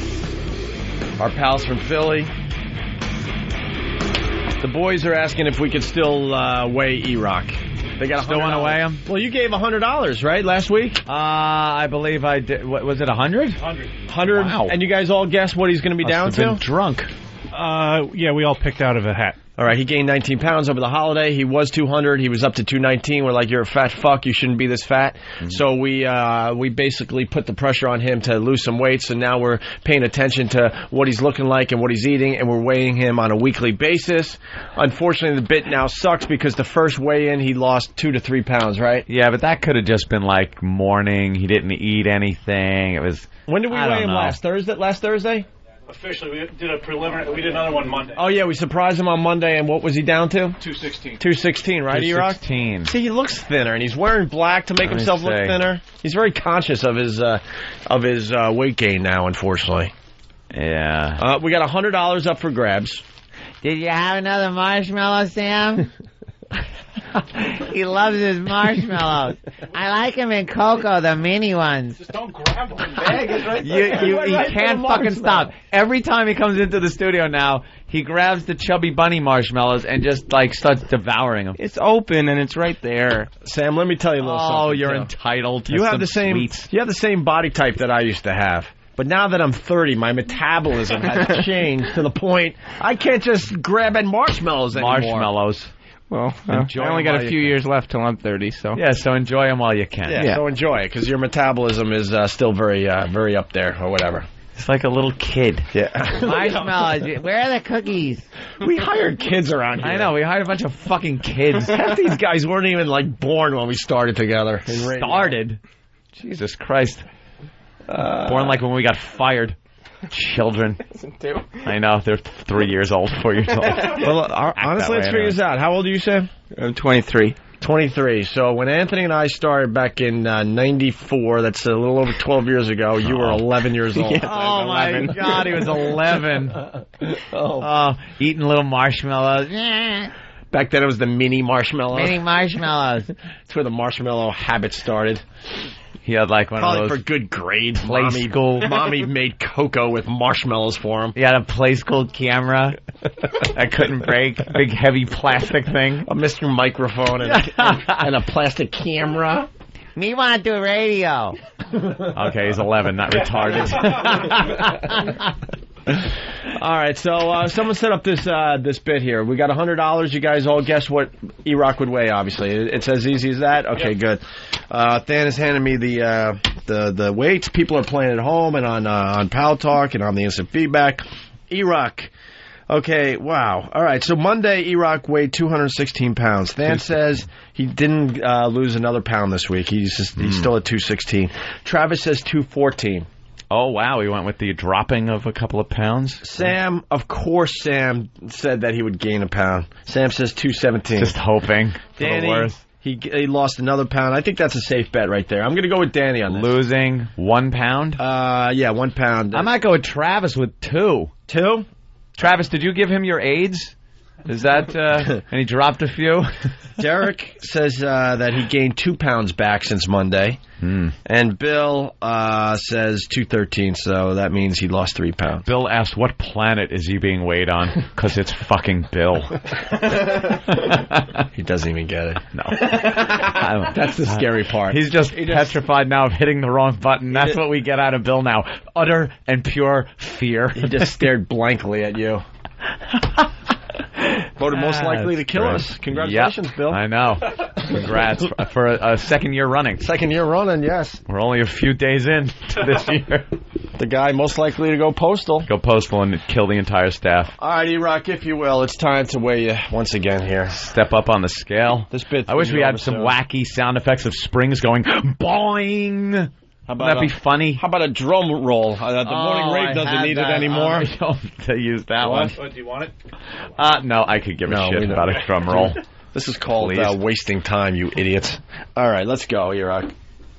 He steps up on the scale. Sam's got his camera. Come on. It's... Oh, no. Oh, wait, we got a little bongo drum roll going there. And look, E-Rock ran to the mic. That means he lost another look pound. how happy. Look, he's smiling. He's happy. Someone punch him. Okay. Okay. E-Rock? 214.4. 214.4. It looks like Travis. Yes, you got to go down on that, so it's Wait a minute. 214. Does Travis win money? Again? Travis wins $100. This motherfucker is now like a wealthy guy. He won 5 G's. All right, we'll weigh you next Thursday there, E-Rock. So far, so good. Wow. That was really exciting. That'll buy you another sweater when you have to go fucking up to the North Pole to visit your friends. Octane is applauding. This is what we have to do. Yes, what? I have to leave early. Oh, I'm looking at houses. I'm trying to like. Are you going to try to be domesticated and civilized? And you know what? I was looking around my place the other day because I had to move back into the shithole, and I swear to God, the other morning I'm thinking I lived better in college when I was living in a frat house than you live now in this apartment. I live right you're now. In. Yeah, you live in a flooded out apartment. Yeah, the downstairs is off limits because of mold. I guess I'm not taking a chance. So you just live upstairs now? Yeah. And then there's people one upstairs don't have a rug, so I listen to them and their cats when they come home at 1 in the morning. Homeless guy out your bedroom window. Yep, that pees into the air conditioner. Yeah, pisses into your AC. So you turn that on, you smell urine. It's just wonderful. So I gotta go find a house today. I'm gonna try at least. Should we do line of the day and then we're gonna have Octane play us out? No line of the day today? Because E-Rock pulls it, so. All right, that's fine. He was busy in a bunny suit. All right, fuck line of the day. Who gives a shit? I was hoping to win today. What was your line? I don't even. Who had a good line today? Everybody. Oh. Wow, Than, you're a go-getter. You're going to go places. Fat guy from Chicago, Opie, whatever happened to throwing your $5,000 out of a helicopter? I said I want to go to Chicago, and then Tom Chiusson was like, hey, that's not what you said on the air the first time. Got to keep it legal. You said postcards. Keep it legal. So we have to have a meeting and figure it out. I figured, throw Chicago a bone. Why can't some crybaby cities just take it? And we said, yeah, we'll take postcards, and then decide, something, fuck it, we're going to do Chicago. Why does it have to be a legality thing? Legal. Enough. If it was up to me, I'd say we go to fucking Buffalo and congratulate them for the great ratings they gave us. No kidding. Thank you, Buffalo. Now we can just go continue forgetting about them. All right, Paul from Florida. Seems to do us best when we just leave the cities alone. Paul C. from Florida. I'm going to show you something here. Uh-huh. Way the fat fuck staff member equals hack bit. You cunts won't even read this because you know it's true. Oh, yeah, okay. All right. That's right. Wow. I'm just waiting for the world to stop now. Paradox. Yeah. I'm waiting for it is a paradox because he read it to stop shining. And he said we weren't going to read it, so now that you did, wow, that's tough. What happened? What a dick. What happens? Shut up.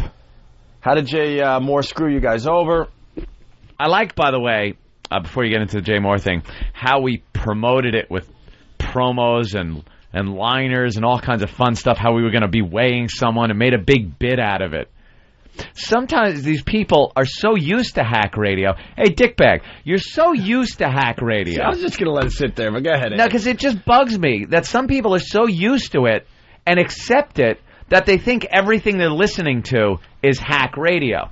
Why can't it just be you look at your friend and call him a fat fuck and say, get on the scale, I want to see what you weigh, you asshole. Right. And that, it's not a bit, it's not a fucking, there's no sponsor to it, it's not a thing. See, this show is about kind of hanging out and just doing what we do to our own asshole friends at home. I don't know what you do, douchebag. What was his name? I forgot his name already. See, you're forgotten because you're a nobody. And somebody is thanking us. Oh, yeah, Fast Freddy. Thanks for the Black Baby conclusion, you fucking dick. Oh, shit, that's right. Remind me tomorrow, please. Yeah, like that works. We had death audio today. We did. That does work. But today we had to, postpone because we had death audio. I mean, you got to... really fast. Well, Jay Moore... we talked to Taylor Hicks. I think it was one of Jay Moore's last appearances on our show before he decided that we suck and that it's all about Ron and Fez. With excuses like he's not up at that time and things like that. Not up at that hour. He's on set. He's doing this. But he gives us a phone call for 5 seconds and then has to run off and shoot something. And then I tune in Ron and Fez. There he is in studio sitting there for hours on end. Can we pull the audio tomorrow and find it? Because it's really a real problem. We're kind of into the American Idol thing and goofing on that. It's getting huge ratings. People are really checking out the show in record numbers. And stupid us, we're like, oh, we want to get some of these contestants on when they get booted. Or maybe even some of these awful singers that we've already checked out on TV. Yeah, it's sort of a popular show. So we're like, Roland, Steve, could you call the American Idol people and get that done? And that was when they reminded us that Jay Moore called the publicist for American Idol a cunt. Do you think she took it the wrong way? I guess when we were talking to Taylor Hicks.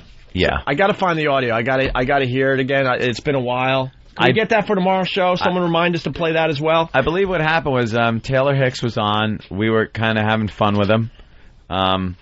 He getting a little like he had to go. He was beyond cool, to be honest with you. He was really cool. He was beyond cool. We heard a publicist in the background, kind of like trying to shush him, trying to wrap it up because we were being a little blue. Well, we were being us. Sure. A little blue. Sure, we were being us. And that's when Jay Moore said, the C word. They shouldn't. These publicists, she's a cunt. They shouldn't, cut it. And I rarely ask a favor of the O&A Pest, but we're thinking flowers and lots of flowers.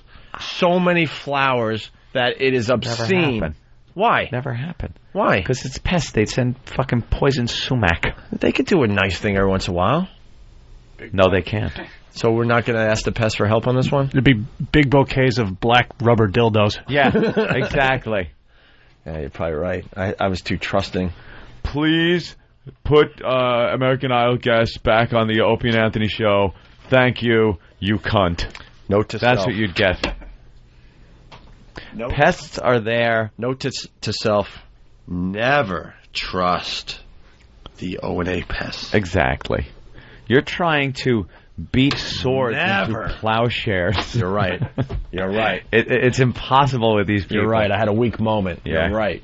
Screw you. All right. Octane. You guys ready? Yeah. There he is. What's up, Octane? Hey, man. You're going to play us out today because I really do have to leave. And don't be insulted when, in the middle of you playing, you see me walk by you. Okay. I really have to go look at houses. We got one or two you want us to do? I say two. Matter to me. All right, if we're going to do two, we're going to do your cover this time. We thought might be appropriate for your show. Are you going to start with the cover? So yeah, so you can catch it. All right. Give all the plugs. All right.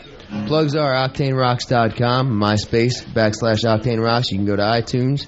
You can go to CD Baby. You can also check us out tonight at Don Hill's Spring in Greenwich. And I got a buddy at home, Jimmy Mills and Wesley Wells, giving them shout-outs, and also Ellis and Mike for coming down here with us today and bringing us down here safe. We appreciate it. And here's the deal. After the cover, say it's Octane, introduce the other song, plug. You basically got the show till 11 o'clock. Fantastic. All right, ladies and gentlemen, from Philly, once again, it's Octane.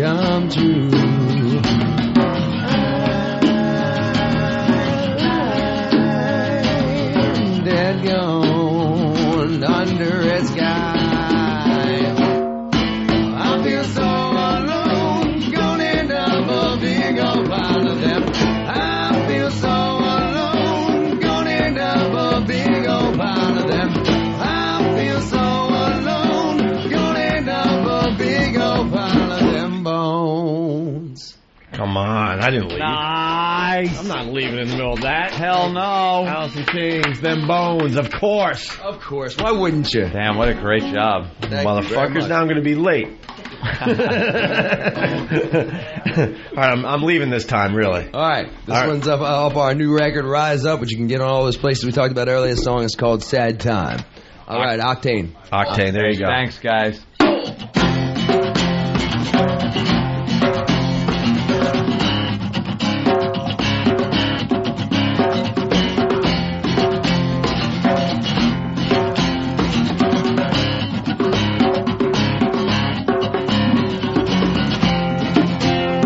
It's always been such a sad time, so long without the memories of such a bad time, so far down. I searched to find just a small sign of hope to cling to now. I found a part of me inside. It's led me back to you. Here we are, right where we started from. Can't you see where we are? It's been just a bad time for me. I tried so hard, such a long time, fought to work this out. Lost myself paying no mind, so far down. I finally found just a small sign of hope to cling to now. You take me away, take my whole world, then bring me back anew. Here we are, right where we started from. Can't you see where we are? It's been just a bad time for me.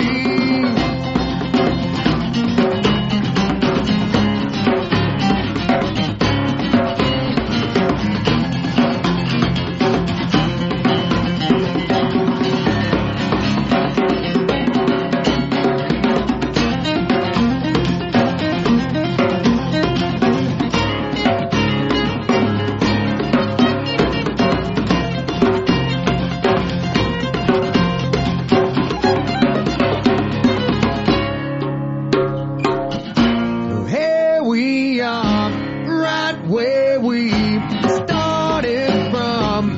Can't you see where we are? It's been just a bad time. Here we are, right where we started from.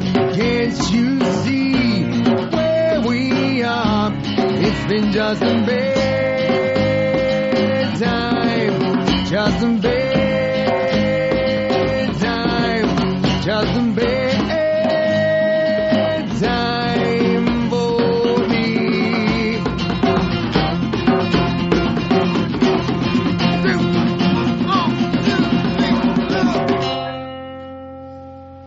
Hey! Thank you very much, Joe. We want to thank the O&A Show for having us down here today. They told us we have time to do one more, so for all you XM listeners, we want to thank the support, too, we've gotten from all over the place. People checking in our website at OctaneRocks.com. Also the MySpace /OctaneRocks. Everybody's been picking up CDs and checking out the iTunes as well. We appreciate it very, very much, man. We appreciate the support. Thank you for checking out local original music. Don't forget tonight, Don Hills, Spring in Greenwich in New York City. If you're in the city, man, come down and say hello. Make sure you say what's up. Tell us 8:30 we're going on there, so tell us, come say I heard you on the O&A Show, so we know you're coming from here, man. These guys, much respect and love for all the help they've given us thus far, very, very much so. So this one is off our CD, When All Is Said and Done, man. This song is called Pure.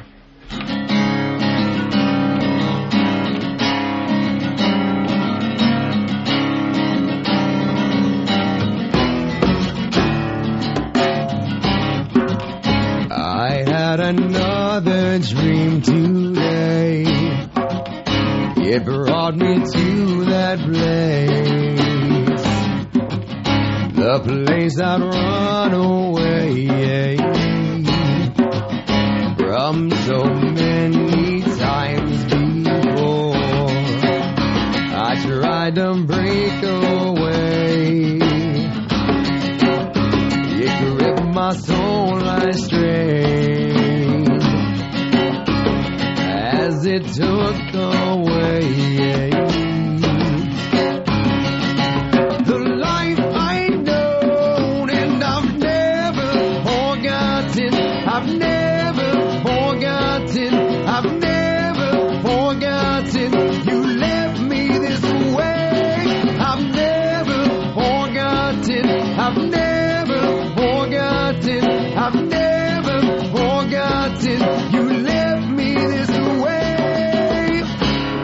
I have been there before. You cried for the pain I've endured. Never will I push you too far. I have my scars, and I need you close. Catch me, I'm falling apart. Teach me, I've an open mind. Will I ever be, ever see, ever need? Or will I wander blind?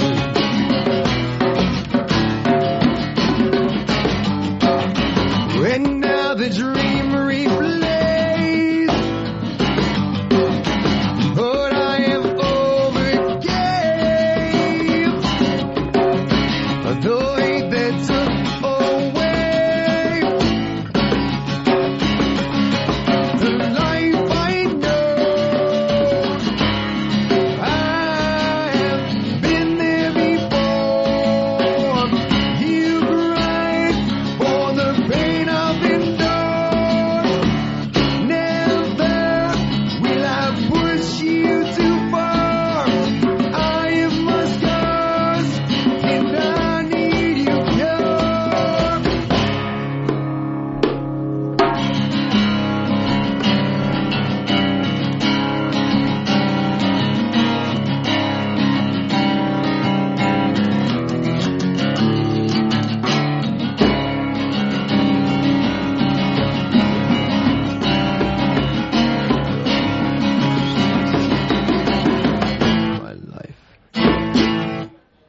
And I've never forgotten. I've never forgotten. I've never forgotten. You left me this way. I've never forgotten. I've never forgotten. I've never forgotten. You left me this way. I have been there before. You cried for the pain I've endured. Never will I push you too far. I have my scars, and I need you close. Never forgotten. I've never forgotten. I've never forgotten. I've never